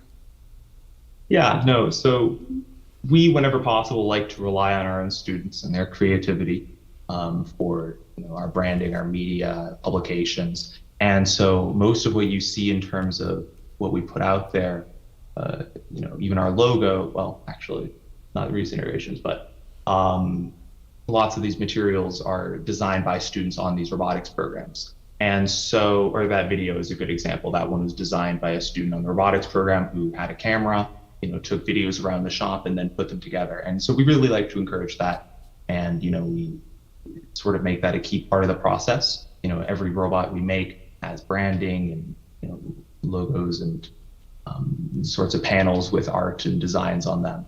And so while this won't be showing up in our summer camp, any students who go from there on to the robotics team or any who go to one of our other programs will have the chance to, work with media divisions, photography, graphic design, et cetera. Okay, thank you. Commissioner Swamy, do we circle back around to you? Do you have anything? It's okay if you don't. No pressure. I think the presentation was pretty comprehensive Okay. and you've all covered it. Super. Yeah, thank you. Okay, thank you very much. We can move on to our next applicant. Okay. Back to the presentation. Our next organization, we have Monte Vista High School Speech Boosters, who is requesting funding for the Monte Vista Speech Program. I did not receive a presentation from them, so if you are there virtually or in person, speak up now, or else we'll move forward. There's no one in person. And last call for anyone on Zoom for Monte Vista High School Speech Boosters. And no hands raised, so we can move on to the next. Okay. Our next organization, I would like to introduce West Valley Community Services, who is requesting funding for the Gift of Hope 2023. I also did not receive a presentation, so if you are there, please speak up now, virtually or in person. And I do see a hand raised. So welcome, Sujatha. Thank you very much. Can you all hear me? Yes, we can. Thank you. Thank you. My name is Sujatha Venkatraman, and I'm the Interim Executive Director at West Valley Community Services. West Valley Community Services is a local safety net organization supporting Cupertino residents and other West Valley residents for the last 49 years. Our basic services include food, emergency rental, financial assistance for any critical family need, our special programs, which include Gift of Hope and Back to School program, and other supportive services to connect families to make sure that they are able to live and thrive in Cupertino and the West Valley City. I would like to start my presentation by thanking the staff, the Commission, and City of Cupertino for their ongoing support for the Gift of Hope program. The Gift of Hope program supports Cupertino's most vulnerable, low-income residents, including seniors, families, and individuals who are living paycheck to paycheck or on fixed income. The holiday season become very difficult for them as they are not able to meet their basic needs.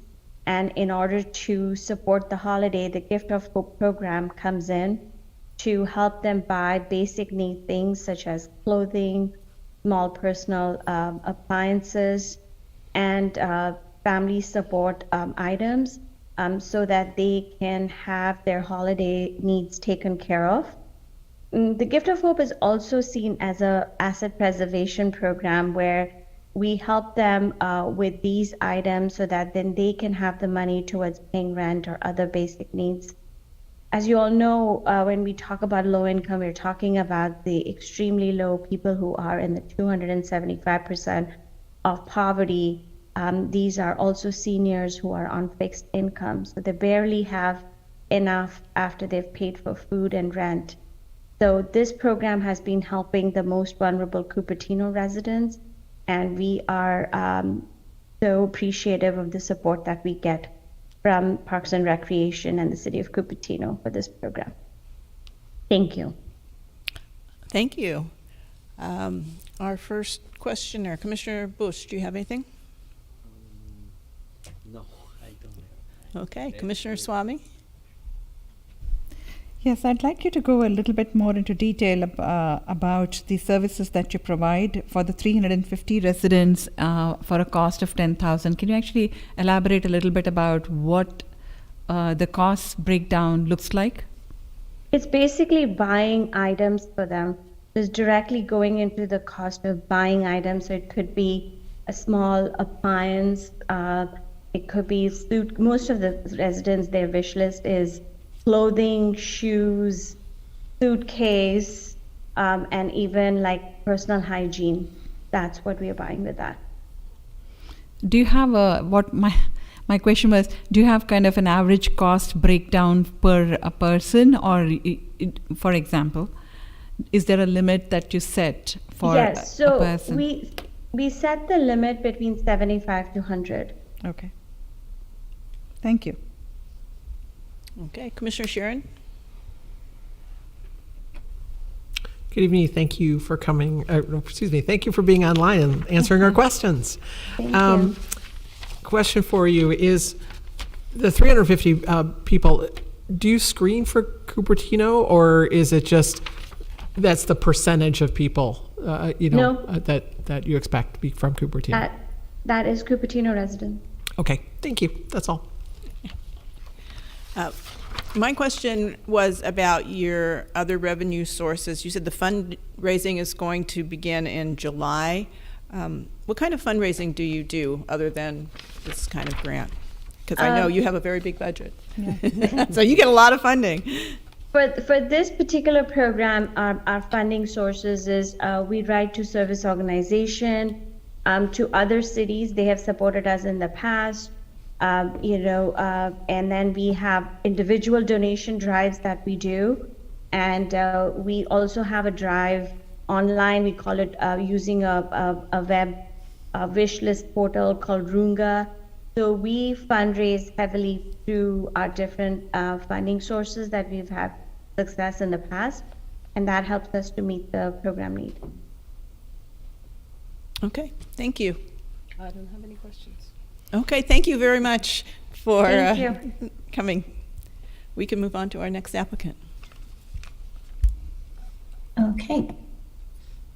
Next, I would like to introduce the Rotary Club of Cupertino, who is requesting funding for the Silicon Valley Fall Festival. And I have received the presentation, so I will be sharing it right now. And our applicant is in person.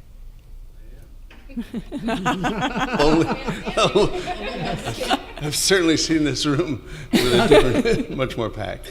Okay, if we could start the slide presentation, I'll try to get us through and get us all out of here. First of all, just to remind people about who the Rotary Club of Cupertino is. It was founded in 1955, same year as the city. We have over 200 members from a wide variety of places. And we do over 60 community and educational projects locally every year of various kinds. And we support other organizations like West Valley Community Services. Most projects, one of the differences of our organization is the hands-on component. So we leverage the dollars that we spend on our projects with volunteers. And I'll remind people that we are an all-volunteer organization. We have no paid staff. Next slide. So the Silicon Valley Fall Festival is one of our big fundraisers. It started in 1982 as an Oktoberfest. As Cupertino's ethnic mix changed, didn't resonate with the Chinese and Indian community. They didn't know what an Oktoberfest was. And we changed that to the Golden Jubilee, and then now it's a family-oriented fun and educational community festival. Last year, a couple of years ago now, we've changed and partnered with the Boy Scouts, and they're a key partner with us now, and they had over 20 youth-oriented booths at the festival last year. Next slide. Okay, so what's unique about us? There's a lot of festivals. Why are we here asking for money beyond, the money that the offset that the other festivals do? So we have a health and safety fair that includes 10 booths provided free to the city of Cupertino that replaced a standalone health and safety fair that happened a long time ago. And we also have 10 to 25 environmental partner booths provided with no charge. Now, last year we weren't, because we didn't get the funding last year, we weren't able to do that. We still kept the city ones. And then we also give 10 free booths to the Cupertino Library Foundation's Teen Commission. So let me show you just some of the next. These are the booths that we provided the city, and that the city, it was an outreach for the city. So there was a park and recs, county fire, hazardous, environmental. Next slide. Basically, CERT, CARES, earthquake warning, sheriffs. I think, is there one more? No. So again, that's the difference. We're doing some direct things for supporting the city, and it supplants basically an event that they used to have out here. And also the environmental fair that we have complements the Earth Day environmental fair.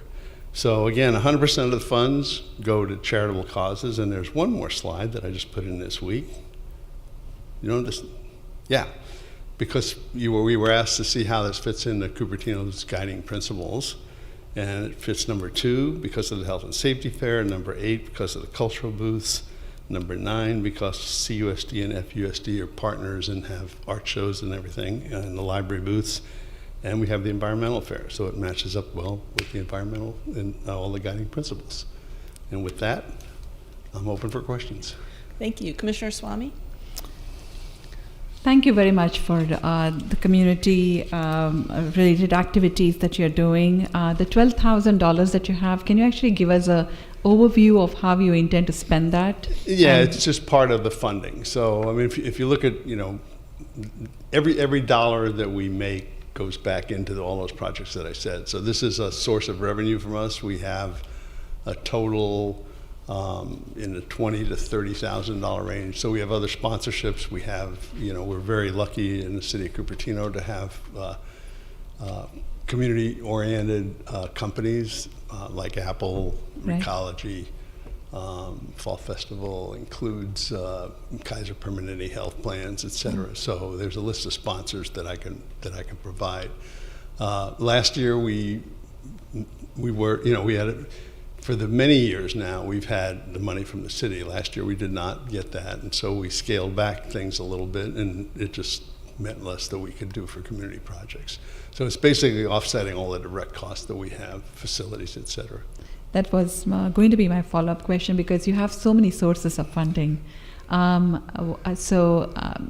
have, I'm just going to play the devil's advocate. Absolutely. We have so many of the other organizations, smaller, less recognized organizations. Can you help me understand why Rotary Club, as opposed to maybe like, you know, smaller organization that are coming up?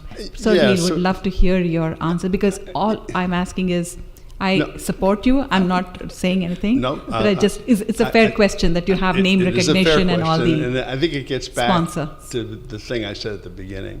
So, for example, every community, we do some international projects. In that case, it's mostly money. By the way, none of this money goes for international. That's a separate. We have a separate Correct. funding source for that. Internationally, we don't go somewhere and start, you know, hammering nails and build things and whatever. But every project in Cupertino has a hands-on project. So the difference is you're leveraging your money. In other words, if we're buying books for Dr. Seuss Reading Day, we're going in the classroom, and that happened today. So we go into, you know, every year we go into the elementary schools and read books. So we give them the books, that's a cost, but we also go in and spend our volunteer time. When we do Operation Snowflake, that we do to bring snow in for developmentally disabled people up in Camp Via West, we're paying for the ice and snow, but we're up there and spreading it and doing all that thing. So I think that's the answer, is you get leverage from volunteers. And your admin costs are? And that's my last question. 0. Okay. Thank you. Yeah, we have no paid staff. Okay, thank you. Commissioner Sharon? Good evening. Yeah. So I only have one question. Sure. And it relates to last year's festival. Yeah. It unfortunately was scheduled at the exact same time as Cupertino's Fall Bike Fest, which is a big festival. And how do we know that this festival is not going to compete with another city event like it did last year? I mean, because we don't get me started. So last year we certain people in our club. Okay, so one of the other things that our club is really doing a lot with, and we're doing some great projects that way, is with the environment. And we've done a bunch of solar installations on nonprofits around now and all of that. So last year, the district, which is the next level up from the club, had a big environmental activity on the date that we usually do our project. So we were forced to move it, and then we had to move it again because of other festivals that go on at the same time. It won't happen again. Through the chair, Parks and Recreation is actually trying to build a full event calendar for the entire city, because things are run by different departments. We're trying to get everything on one calendar, so it's truthfully not Rotary's fault. Okay. But partly. And, but you will work together. And by the way, what was interesting, we ended up, one of the things we do is a bike rodeo, and our bike rodeo was pretty robust, even though it was the same. Different people came, and we have different outreach, and did a lot of bike rodeo stuff. But we tried actually to work it together, and it just didn't work out. Right. Okay. Thank you. Yeah. Thank you. I'm going to ask a question, and I think I'm going to beat Commissioner Begor too, because she already brought it up with someone else. So one of the changes to the program this year is that the city will not be providing both fee waivers and community grants. And so my understanding is that you have applied for both, and I would understand that the application dates are exactly the same. So you don't know if you're going to get one or the other or neither. And so I understand why you might need to put applications in for both. I looked up, and the fee waivers in the last couple of years, I don't know if you know what those are worth. I don't know exactly. They're like $17,000. Oh, really? Yeah. $16,000 to $17,000. So it's more than your community grant application. Thanks a lot. So that is my question to you, and sorry for the long preamble, but I felt it needed to be set I thought up. it was much less. So the question is, do you have? I mean, I'm sure you want one or the other of these. If you have a preference, yeah, no, do you have a preference?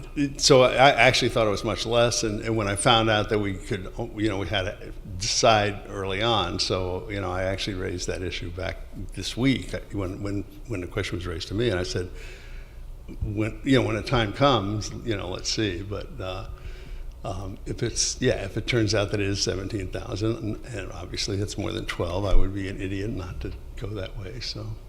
Okay, thought I'd check with you. Thank you. Yeah. Commissioner Begor? Told ya. Commissioner Bush? Great, but I love the fall festival in all its various forms, from the Oktoberfest onward. Okay, So that's no question.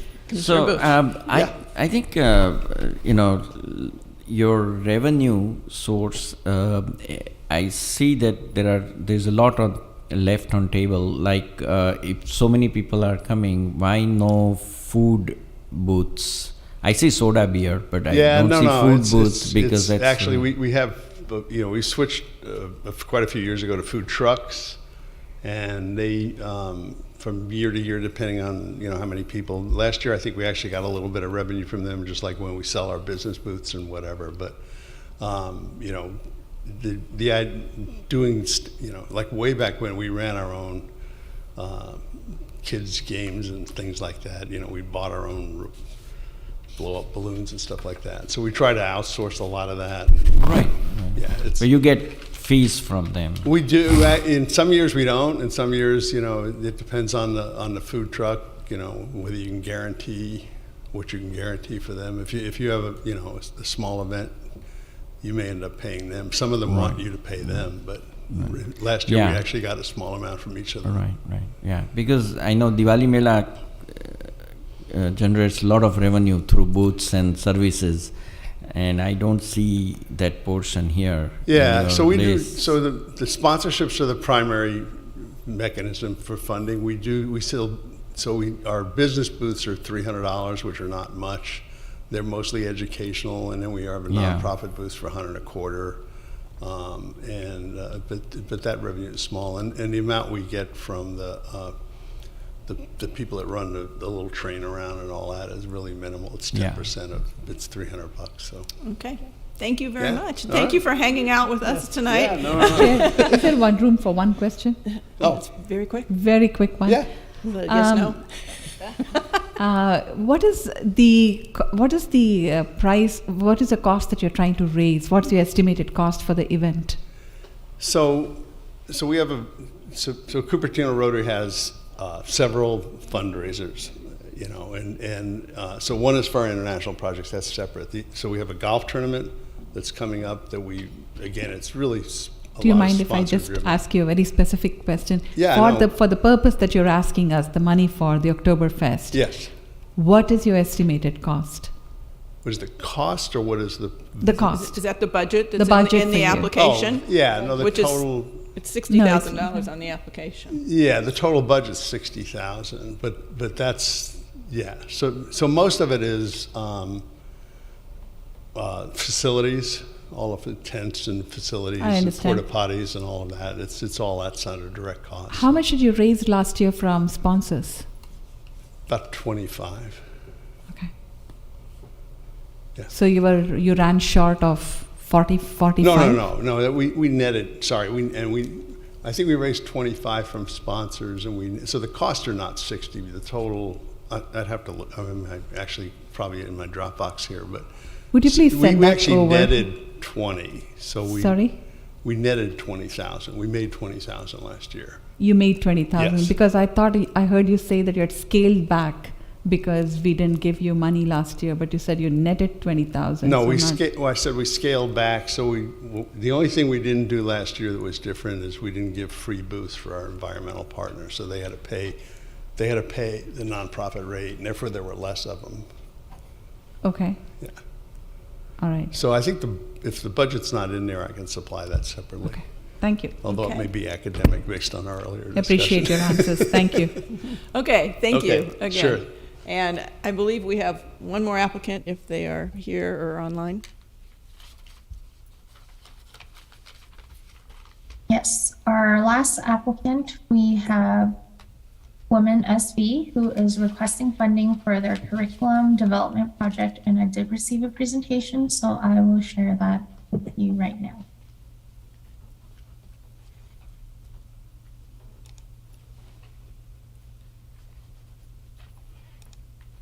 And welcome, Ruth. Good evening, everyone. It's Ruth Darlene here. Can you all hear me? Yes, we can. Oh, how wonderful. Thank you. Thank you for letting me have some time today to talk to you about my program. I'm very, very pleased and honored to be able to speak to you tonight. My name is Ruth Darlene, and I'm the founder and executive director of Women of Silicon Valley, Women SV. It's a domestic abuse nonprofit that's focused on more subtle forms of abuse. And in the past 12 years, we've served over 1,400 domestic abuse survivors. Our mission is to empower survivors, train providers, and educate the community so we can break the cycle of covert abuse, more hidden forms of abuse like emotional, financial, legal, technological, that may not always leave broken bones or bruises or forensic evidence behind, but can still cause lifelong damage and is still very dangerous nonetheless. So our vision is a world in which every woman, every child, every man can exercise their fundamental human right to live in peace and safety and freedom in their own home. There's 3 prongs to our program. We offer survivor education to help empower them and do safety planning so they can better protect themselves and understand the more subtle warning signs of coercive control. We do trainings for providers, doctors, therapists, religious leaders, court staff, law enforcement, anybody who'll listen. Last fall, I did trainings around the world for Google's global security team and for the judicial officers across the state of California. So, and we also do public presentations, we do interviews, and I write a column for the Town Crier on coercive control. It may seem like an unusual kind of nonprofit that we run, focused on the community that appears to have privilege and power, but unfortunately that power can be abused in the wrong hands, and many of our survivors are suffering tremendous financial abuse as a result of having their power stripped from them and being robbed of their freedom in their own home. So the power and control dynamics are the same regardless of the community you live in, but the more money, the more resources, the more influence you have, the more tools you have at your disposal to exercise that power and control. And many of our ladies have gone through the court system and lost custody of their children, lost their career, lost their income, their home, lost everything because of the abuse being transferred from home into the legal arena and beyond. And it's just a question of educating everybody about the more subtle forms of abuse that can be so devastating nonetheless. The problem is it's so hard to identify perpetrators and it's so hard to identify survivors. You can't tell by looking at them. They walk amongst us like regular people and they hide this dark secret because they're ashamed, because they think because the survivor, are a doctor, lawyer, engineer, this problem shouldn't happen to them. And so they're very good at keeping secrets. We don't always call them survivors though, because not all of them survive. Even Senator Susan Rubio is one of the lucky ones who helped us get Family Code 6320 passed, all about coercive control. Next slide, please. 15 seconds. Technological abuse is huge in this community. I'll say more about that later. Next slide, please. Here's what we would like to apply for funding for. It's 3 different curricula that are well underway that are addressed to the various phases of a woman's journey through coercive control. First one is understanding what it is. Second, the impact in the court system and with your children. And third, moving beyond it, overcoming it, and rediscovering what it is to be free, reclaiming their identity. Thank you, Ruth. Thank you very much, and I so appreciate your time tonight. Okay, thank you. Commissioner Sharon. I didn't know I was going to be first. Thank you for coming in, Ruth, for calling in. I appreciate it. So I read over your application, and I was a little confused.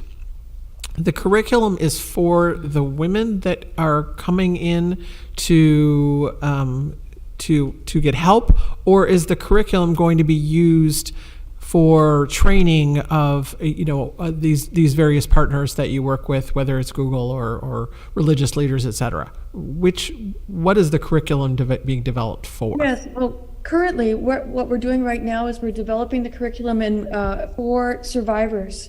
This is the first part of our transforming our program into an educational resource center, and we hope to have a global reach. We've already kind of made inroads in that direction, but first focus on survivors, and next to do different versions of the curriculum. I'll come back next year and apply for funding for adapted curricula that focus on training providers such as doctors and therapists and law enforcement and court staff to recognize the signs of covert abuse and coercive control, because we still, as a nation, as a world, are looking for blood and broken bones and bruises, and what's being left behind are the women that are still living like prisoners without those obvious signs to show for it. So Great. First survivors, Thank then you. provider. Thank you, I appreciate it. Okay, thank you. I had a question about how much had you received from Mayor Paul's discretionary fund in 2021, and what are your other sources of revenue? We received $1,000 from your beloved former mayor, who has had many years tenure there, and he was so gracious and so generous with his time and expertise in supporting our program. We're very delighted that we have been invited back a couple of times now to participate in your public safety forum over the last couple of years. So thank you for that honor. We also receive funding from hospitals like El Camino Hospital, Sequoia Peninsula Health District. We receive funding from the Board of Supervisors, from individual donors, from the Los Altos Community Foundation, the City of Los Altos, from the Los Altos Town Crier, survivors who reach a point in their life where they're able to give back. There's never any pressure to donate because of all that financial abuse, and we do believe it's every woman and child's right to be free and safe in their own home. So a variety of sources, but we don't have regular funding. It's a difficult sell, and on the surface it may look like, why should we give rich women money? And what gets lost along the way is the understanding that many women are living like prisoners with no access to finances that they're entitled to. It's been taken away from them. Okay, thank you. Commissioner Begor. Thank you. Seems like a wonderful program. I just have a quick question. Given the fact that this crosses all economic boundaries, how is it only 10 Cupertino residents will benefit from this when there are a total of 150 individuals that can benefit?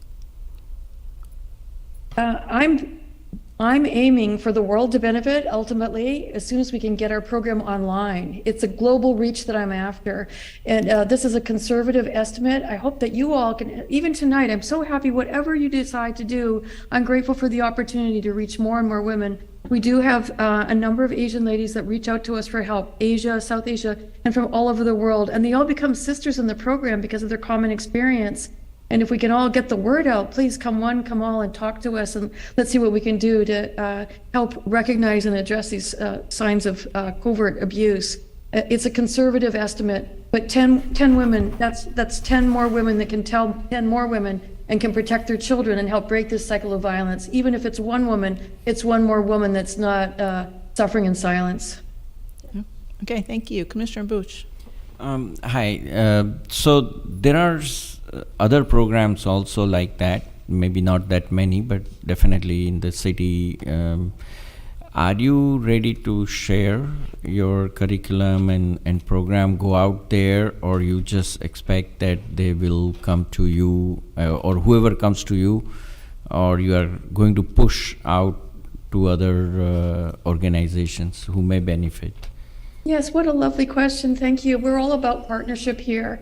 I think in the business world, it may feel like sometimes life is a zero-sum game, but my goal here is for us to share our information and knowledge. That's the way to overcome this issue. If I tell a friend and you tell a friend, if I share the curriculum, you share the curriculum, that's how we can be the rising tide that lifts all boats. So partnerships are very, very important to us. I do trainings every year for several years for the Domestic Violence Conference.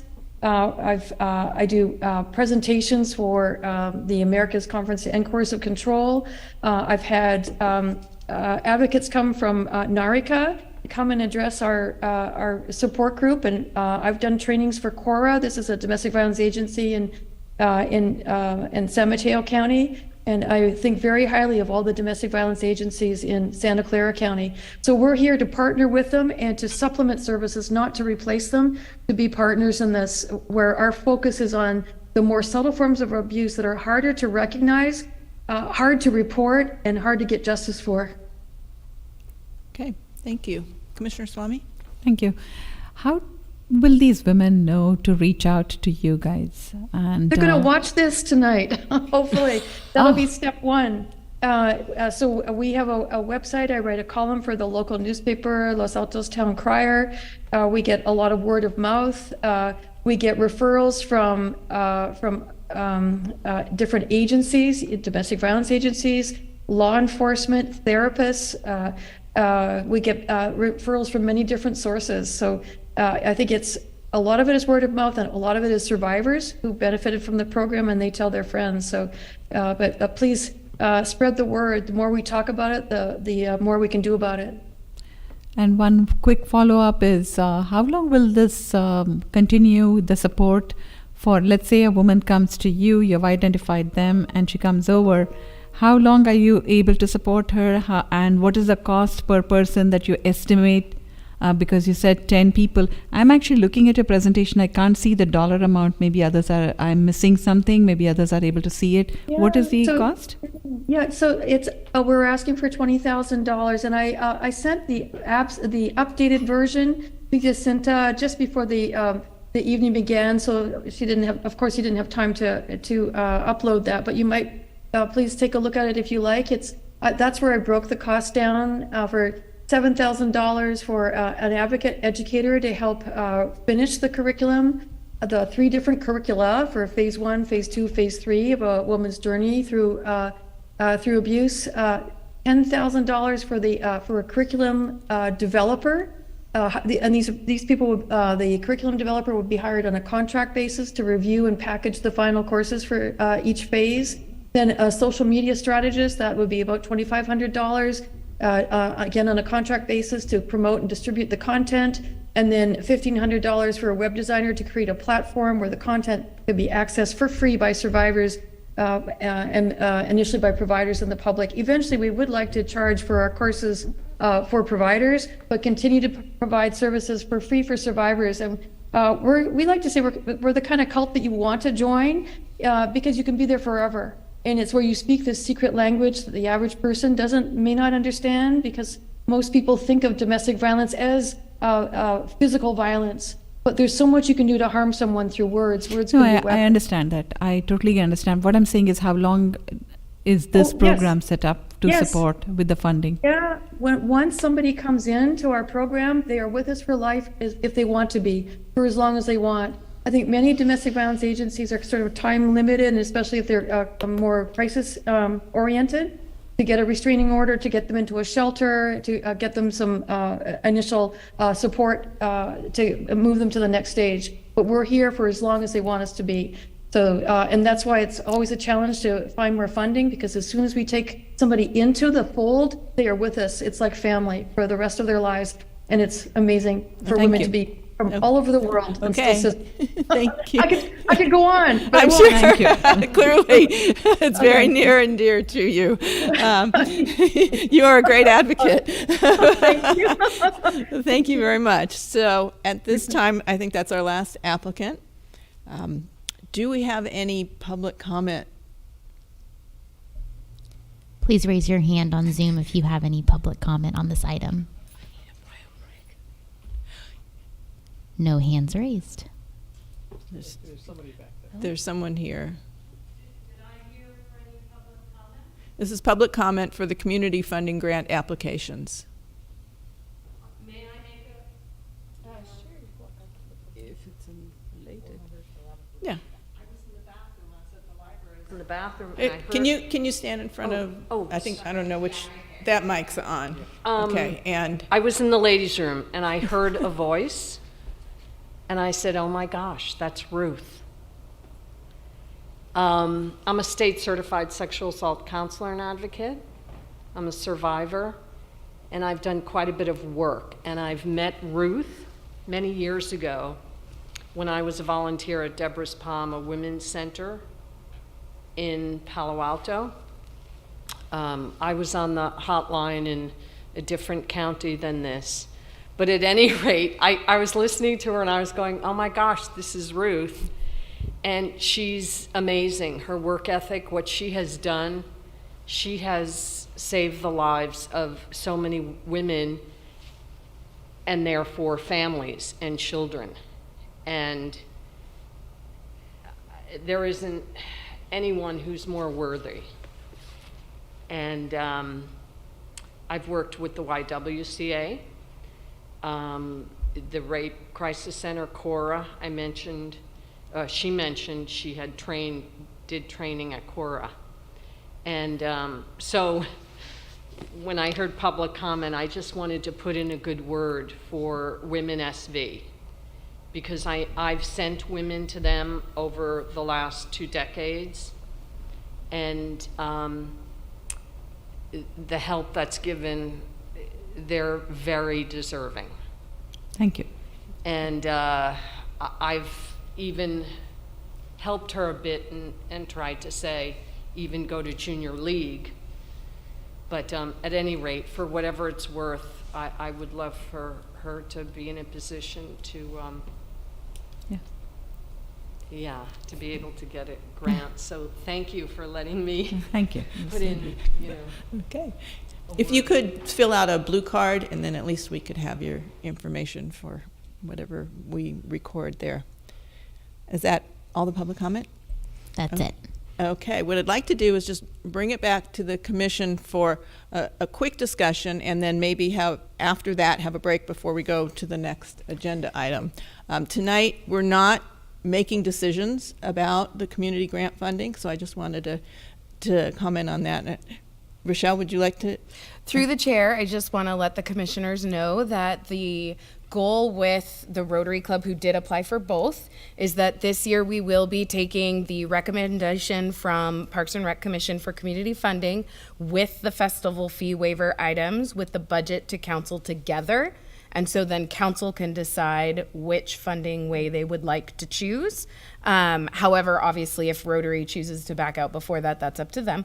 But just so you all know, those will be taken to council together so that council can decide, since that is the new policy change. Thank you. So they can have one or the other, but not both. Correct. So one of the policy changes through the subcommittee for city council was that they cannot double dip anymore. They can have one or the other, but it will be left up to council which one, if it's in your recommendation. I mean, obviously council can change your recommendation, but I just wanted you all to be aware of that. So basically, we are going to assume that they're going to, we just make whatever. We make our own recommendation. Okay. Okay. So, has to be. So, just to review, Today we were here to listen to the applicants, let them present their applications, ask them clarifying questions, and so that we can take that information when we go and do our evaluations before the next meeting. And there are specific criteria on the matrix that help us to give weights based on the policy that's been put in place, and that guides us through. And we may talk about that policy a little bit later. But tonight is not a night to be discussing the merits of any of these. We will have plenty of opportunity to do that at our next meeting. And so with that, I guess I just wanted to know, is there any discussion that you'd like to have other than these applicants are all, they're very passionate about their own applications, and there's more qualifications than we have budget, possibly, and we're looking at what council's asked us to do is provide a recommendation for the good of Cupertino and the community grant money that they've allocated. Right. I do have one follow-up question Sure. for Rochelle because of the point you raised. Is Rotary Club the only applicant that has applied for both the fee waiver as well as for grant, or have any of the other applications that we have received also applied for the other one? Yes, no, Rotary is the only one that is currently in both the festival fee waiver and has applied for community funding. Is that because the other groups are not interested in the fee waiver, or that they are not aware of it? Historically, it's very rare that there's both except Rotary, so. Okay. But do they know? Are they aware of it? Yeah, so we did send out the information to the same groups who have applied in the past and let them know of the policy and that we're open, so everyone had the same chances. Thank you, Rochelle. I really appreciate it. I just want to make sure that people are not ignorant. Oh, Commissioner Sharon, just to point out that her light's been on. You said to use Thank my you. light. Yes, thank you. I appreciate that. You're next to me, so you can point to it. So I think I alluded to this earlier in the meeting, which is I had a few other questions. Very few, actually. Almost everything was covered in this meeting, which is really good. But is there a mechanism such that if we have follow-up questions, that we can ask them of especially, there's a few people who did not show up for a presentation. It's going to be very difficult to make a decision. Yeah, so through the chair, we are going to kind of pull back and decide how many questions we're going to allow from you guys for each organization, but we will get in touch with you tomorrow about what we have, and then we will make sure those questions and the answers to those questions are made public with the April meeting information. Great, thank you. Okay, yeah, and I think, it shows the organizations that showed up when they knew that this was their opportunity to talk to us. So we want to make sure that we're fair for those who have made the effort to come as well. Yeah. So one question: is it one or another, or we can say, okay, yeah, even if they've applied some amount, we can decide to reduce it and maybe broaden to among larger group of applicants, right? Yeah, so you do have the ability to change the amount. I would say it's been rare on the commission side to do it, but council has done it in the past in their how they end up giving the money. You do have a $70,000 to $90,000 range in total that council would like to stay within. But yes, you do have the opportunity to basically say we'd like to give, out of the $20,000 they asked for, $10,000. My biggest thing would be when we come to that in April, giving a very good why, because that's going to be what council asks. Yeah. Yeah. So that can be part of our discussion for next month as well. To note, council has gone below the range and council has gone above the range. So the range is a recommendation or a thought, so we can keep that in mind as we review. Where might we have a line to cut, what we're recommending and what we're not, and that will be part of our discussion next time. It does open things up a whole lot to start having a sliding scale on all of the organizations. So we need to try to make it as simple as possible and straightforward. And so, the organizations know what they're looking for.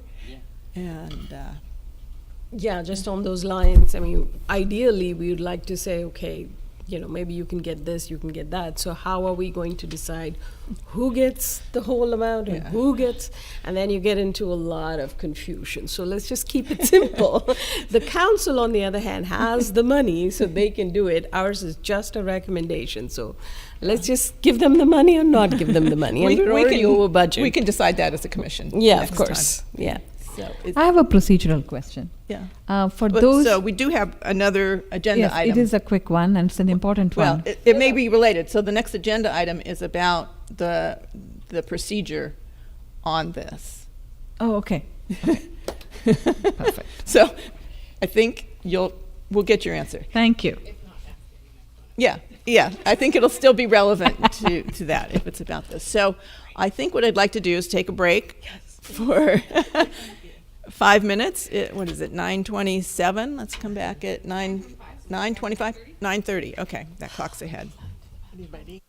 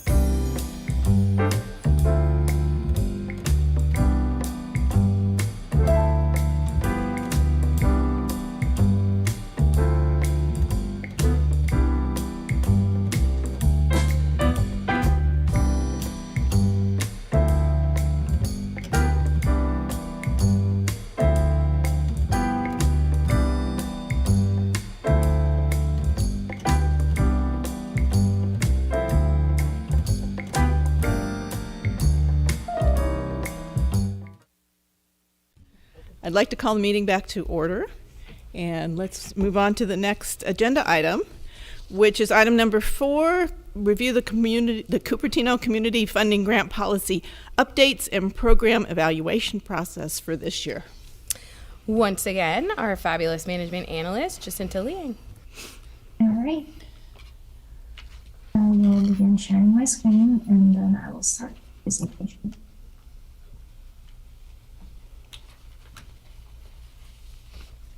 Okay, so this presentation, we will discuss the community funding policy updates and the evaluation process.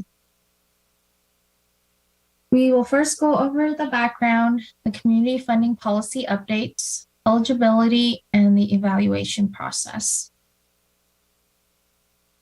So some background information. Last year on September 20th, 2022, City staff provided an update of the community funding grant policy to City Council. Council asked the subcommittee comprised of Council members Chow and Moore to further develop the proposed policy. And in October, 2 meetings were held with the subcommittee to discuss the proposed changes.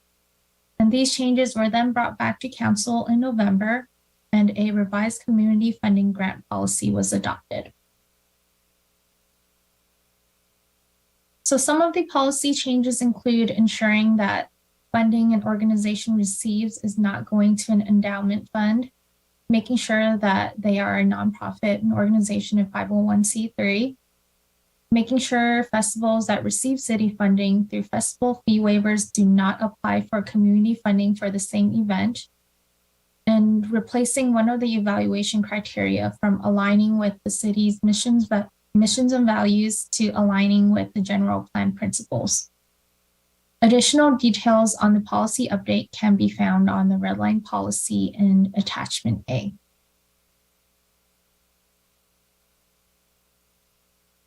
So staff concluded that 12 applications met eligibility requirements, which is reflected in the community funding application summary in the previous item in attachment B.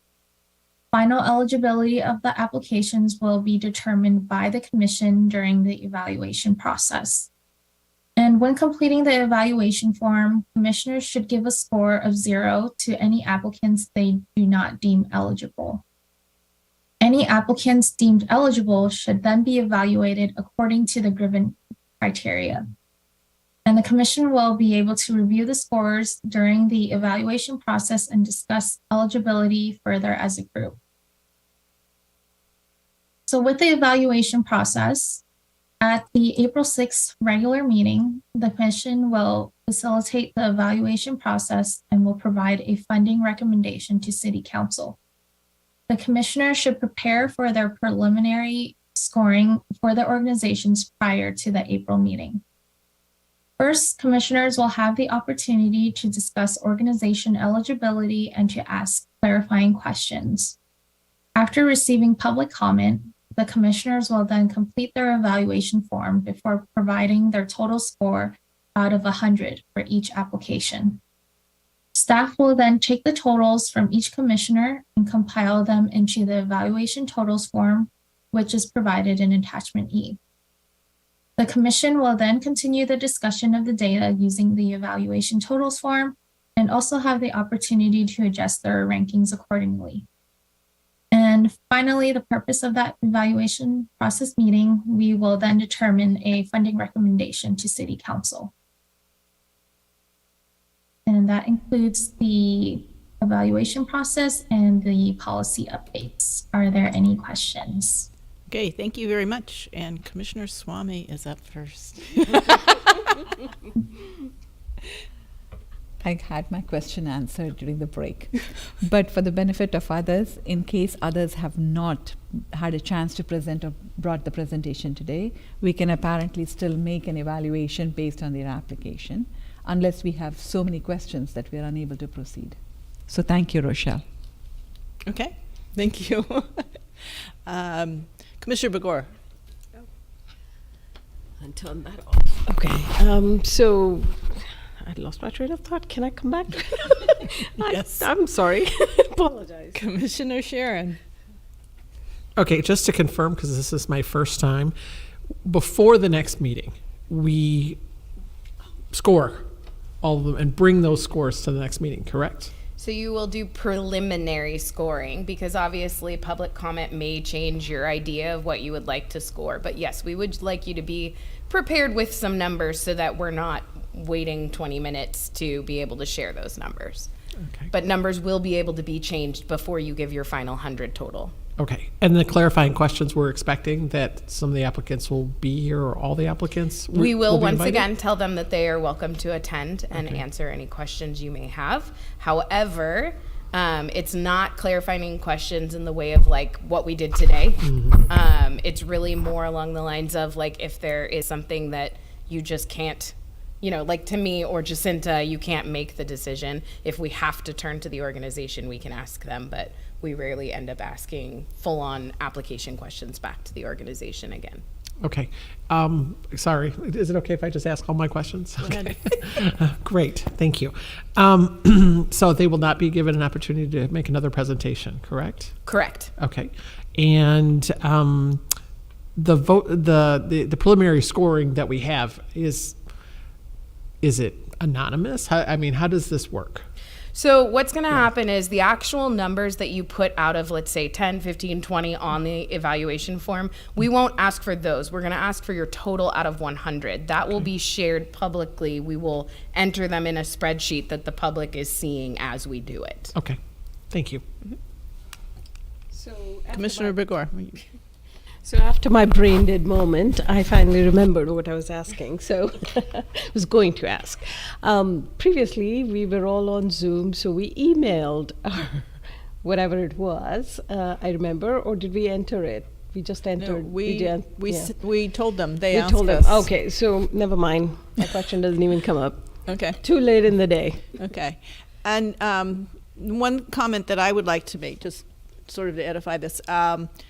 So we do those scorings, and then we provide them. That is not the final answer, that we get a ranking, and that is the final from 1 to 12. That's the opportunity. That's our starting point. And then we can have a discussion as we look at that and say, do we have a good mix between returning and new and, small organizations and large organizations and anything else. So that is when we will have that. So just remember that it's a starting point for us, and then we can have those discussions. And in the end, we will draw a line and give a recommendation to council. Are there any other questions? Do we have any public comment? I guess I should ask. Do we have any public comment on this? If you wish to comment on this item, please raise your hand on Zoom. No public comment. Okay, I'll bring it back to the commission. So, Rochelle, you had alluded to the fact that during this particular agenda item that maybe you'd be talking about the follow-up questions and what the procedure for that would be. Sorry, I meant to allude to the fact that you will get an email tomorrow letting you know what that procedure will be. There's a couple of us who need to chat first. Perfectly fine. And plus, I'm losing some brain cells the later it gets. Yeah. Is there any other discussion on this item? Okay, then we can move on to commission and staff reports. Shall we go with commission reports first? Are there any commissioners who would like to give a report? Commissioner Sharon. Vice Chair Sharon. There we go. Sorry. So for my report this month, I attended the Revitalized Memorial Park Open House at the Senior Center on February 4th and the Revitalized Memorial Park webinar on February 9th. City Council meetings, February 7th, 21st, and March 1st. I should say half of March 1st. I did not stay for 4 hours. And the Bicycle and Pedestrian Commission meeting on February 23rd. And my other thing, which I wrote down, was, can I get a P&R name tag? But you've already answered that. So thank you. That's all. This one? Yes. Yeah. Does anyone else have a commissioner? Sorry, one more thing. Oh, sorry. Let's one more let Vice thing. Chair finish. I can also just take my bike ped commissioner one and put a piece of paper over it. Cost savings. Okay, please push your button if you'd like No, to one speak. quick Commissioner question. Are we Swamy. going to get are you going to briefly tell us what happened in those meetings? I can do that, even though I don't think I can be brief about council meetings. I suggest that you go ahead and look at, the different things. But Bicycle Pedestrian Commission meeting, they talked about, they went through the work plan as well, kind of a follow-up to here. There were a few changes to it from when we had saw it. So I suggest that everybody goes ahead and looks at that, those presentations that are part of their agenda items. And the Revitalized Memorial Park, I felt it was pretty well attended. I saw a lot of residents show up. Some people were already knew exactly what they wanted. Others, I think, had kind of an open mind. We're definitely thinking about different things. But all in all, I think that it was a good way to reach out and do some great outreach on the possibilities for the park. Thank you. Thanks. Okay. Any other commissioners? Yeah, I see you. That's okay. That's okay. For future reference. Request to speak. Yeah, no, I went on a hike on Stevens Creek Trail, and it was really eye-opening and very encouraging that cities spending or investing in the trails, and there's so much community support for the trails. People are donating land, and people are really want to preserve it as much as they can, and I think that's really encouraging. I enjoyed it, and we went with family, so our family enjoyed it. So just wanted to. Good. Yeah.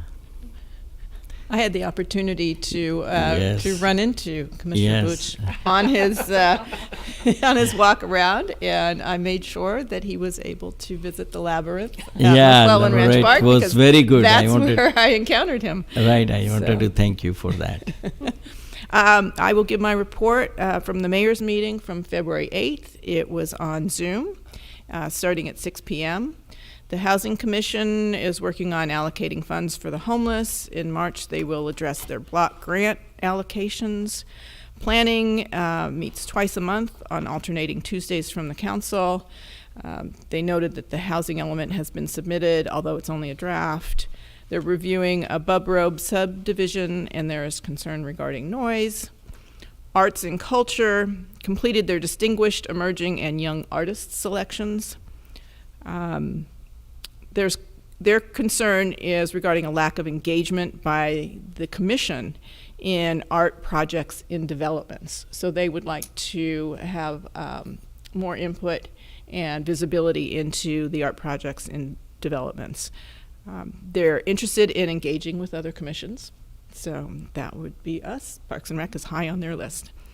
Bike Ped noted that their top 3 recommendations to council are Cristo Rey Bike Lane, Stevens Creek Class 4 lanes, and Carmen Bridge Road.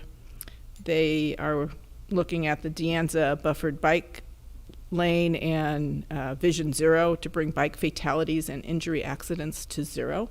Those are at top of their existing priorities. And they are expecting a Bollinger Road safety study. Hopefully, you may know more about some of these things than I do. That's what I heard in the mayor's meeting. The Library Commission talked about the introduction of the community rooms at the library, that these are now open to the public and can be booked. They are working on their Poet Laureate program. Public Safety is, they're reviewing. They were going to propose items for the work program. We can talk about that in a minute. Crime level is consistent with pre-COVID.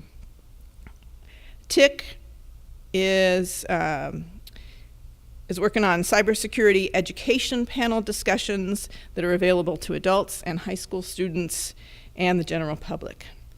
Matt Morley, the assistant city manager, attended, and he reviewed this year's approach to the work program, in which he talked about the need to limit new proposals from the commissions, and so that step has basically been, as they put in their staff report, foregone this year. So they are really looking to focus staff on the work program and the items that they can realistically accomplish. It's going to be a 2-year program going forward, and council last night they had their first meeting about the work program, and I think that work will be continuing. Other engagement, I also attended the revitalized Memorial Park. Thank you for reminding me about that at the Senior Center. Very well attended. I also attended the De Anza Event Center Outreach online meeting. And this was where De Anza has engaged a consulting firm to reach out, to do public outreach on what an event center might look like to replace Flint Center. And so this is a huge project for them. And so they had this online meeting. There were about, I want to say 35 people in the meeting, a lot of angry and hostile students. They expressed a lot of concern about having an event center, that when there are they have other concerns for housing and such. But the consultant, their job is to do outreach about what people might want in an event center. So they could take that feedback. Yeah. But it was a very interesting meeting, and I think there are challenges there. So that concludes my commission report. If there are no other commission reports. I went on the Stevens Creek Trail, and I did not have the good fortune of bumping into you, Mr. Bush. Or me, thank you. Or Commissioner Bush and the chair. I'm coming to you. I saved the best for last, Chair Stanek. Okay, is that it? And so we should go hiking again together. Okay. Oh, no. Depends on how many of you That's are right. going. That's right. That's right. That's true. No more than two. No more than two. We don't want to cross the Brown Act. We would never. Okay, Director, please. All right, so I have a lot of very fun updates for you. One of them is the Ragnart Creek Trail ribbon cutting, which is going to be on Saturday, March 18th at 10 a.m. at Wilson Park near the new pedestrian bridge. Just an FYI, that has changed from some of the actual marketing that went out earlier. So it is the 18th at 10 a.m. at Wilson Park by the pedestrian bridge. Question, I was not aware that it was a pedestrian-only bridge. Well, I don't believe it is, but they're calling it the pedestrian bridge. Okay. So, Because I believe all of the trail is for biking and walking, except for the small dog leg on yes, Lozano and it's Lake. actually quite a huge bridge. So Yes, I'm saying it would be surprising. Also, last night's city work program meeting went extremely well. It was great to be there and listen to everything that is priorities by all the council members. There was no motion and voting last night. It will come back to probably the second March meeting, definitely not this first meeting because everything was already published. But from last night, if it gets approved, what we basically have is to continue on with the doulas and amenities and other things that come after our trials. And then also the seniors strategy and youth engagement are kind of together now, but it's moving forward on, of course, after we get results from the survey, where are we going to go from there. So those are, in my opinion, great items that we can continue to work through. And as you know from tonight's presentation, we will be starting that survey soon. So that's very exciting. And then we have the Wafu Ikebana Society Flower Show this weekend at Quinlan. It's March 4th and 5th from 10 to 4:30. They're setting everything up this week. It's absolutely fabulous. So if you are able to attend that. We also have the Peace, Love, Unity art exhibit at the Senior Center from February 27th to March 23rd.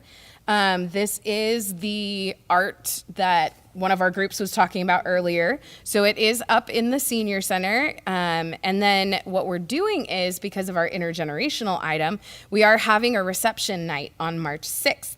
And that reception night will be able to have the seniors meet the young artists. They can talk about their art, what inspired them, and all of that. So that'll be a great intergenerational event on March 6th.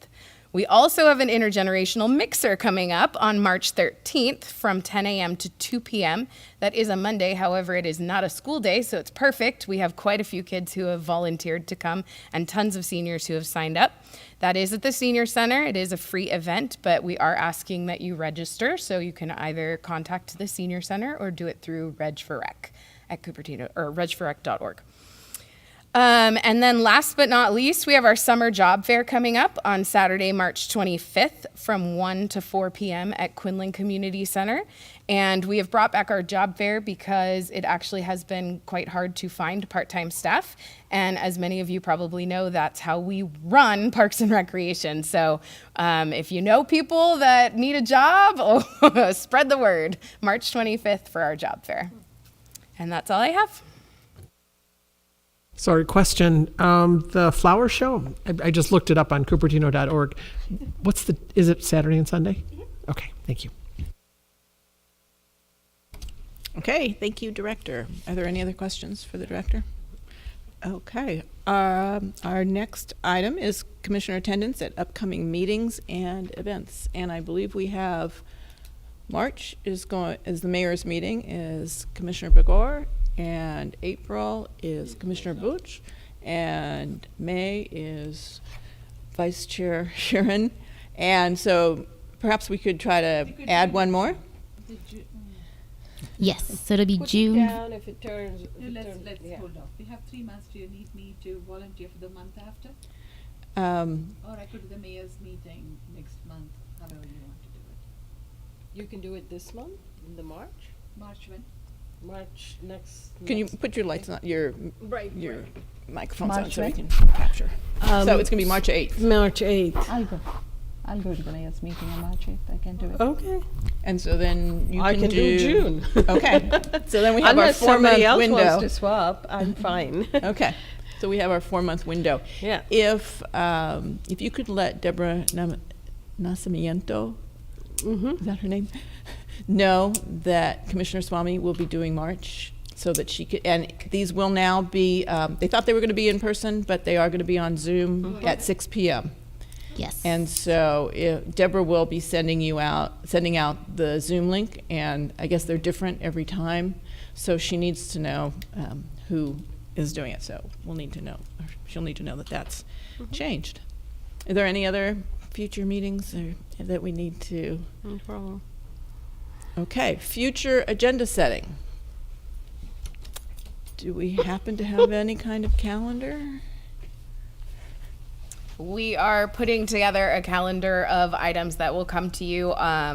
We will share that with you, although we're not going to bring it back as an actual agenda item, but we will, once we nail down a couple things from our CIP group, bring that back to you. Okay, thank you. Commissioner Sharon. Yes, I'm hoping as a future agenda item that we can talk a little bit about DOLAs and how that relates to the park amenities or the work plan item. There's a lot going on there, and I noticed council also sort of had trouble putting their arms around about where it should go and that sort of thing. So I'm hoping, I don't know if you want to do it next month or you want to wait until after they decide on their work plan, but that's something I'm hoping that we can discuss so that I can get my arms around it. Yes, we will always bring back our work plan items as soon as we have something to give you that's meaty. I don't like to bring something where it's like, wait, what else is going on? What can we do? Can we do this? Right. So I want to make sure it's good for you. So we will be sure to bring that back. Okay. Right now, we've got the 2 trials going and then, the new work program items. So when it all kind of lays out, we'll bring it back so that we can explain it all to you guys and you know what is coming moving forward. Okay. And the agenda item would be how it fits into park amenities. That's really the question, not just the trials. I'm pretty familiar with the trials, but it's the amenities. It's not clear that it does, so Yes. we may need some. Well, the clarity may come with the work program from meeting. council. So we'll have to wait and see what they actually end up approving at the work program meeting in the way of funding and where they want to put that. Okay. I think we'll have more clarity after they go through I hope so. that process. Commissioner Begor. So we do this community grant thing. This is my third year, fourth year, whatever, the fourth year. So my question is, I know they send reports somewhere in July. So we'll give you 6 weeks. Is there a summary we can receive? Because I really would like to know how many people are using the money fully and how many are giving us money back. Yeah, Which so hopefully will get into some kind of a mayor's discretionary fund and we can make some more labyrinths around. yeah, so a little background just quickly for you guys because it's not really an agendized item, but the community funding came to Parks and Recreation about 3 years ago, and then the pandemic hit. So things got a little weird with the funding because some groups were obviously offered funding.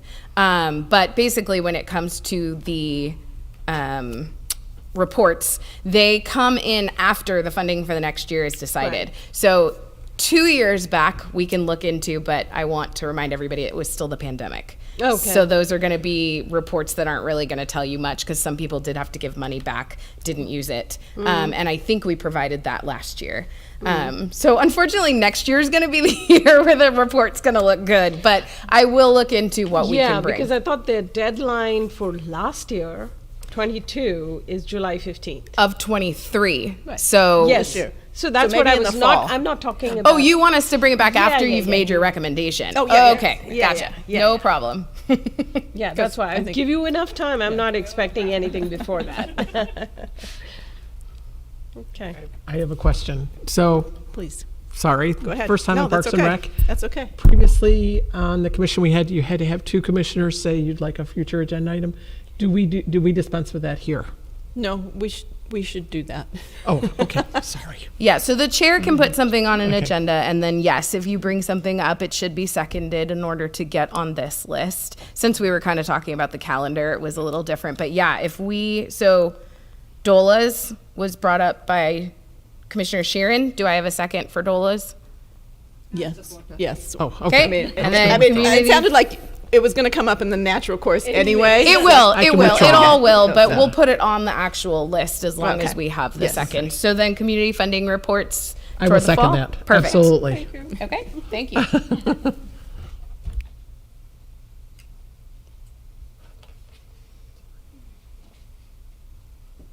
Okay. If there's nothing else on the agenda, we're ready for adjournment at 10 p.m. on the nose. Thank you all for our first meeting back. Thank you. Thank you.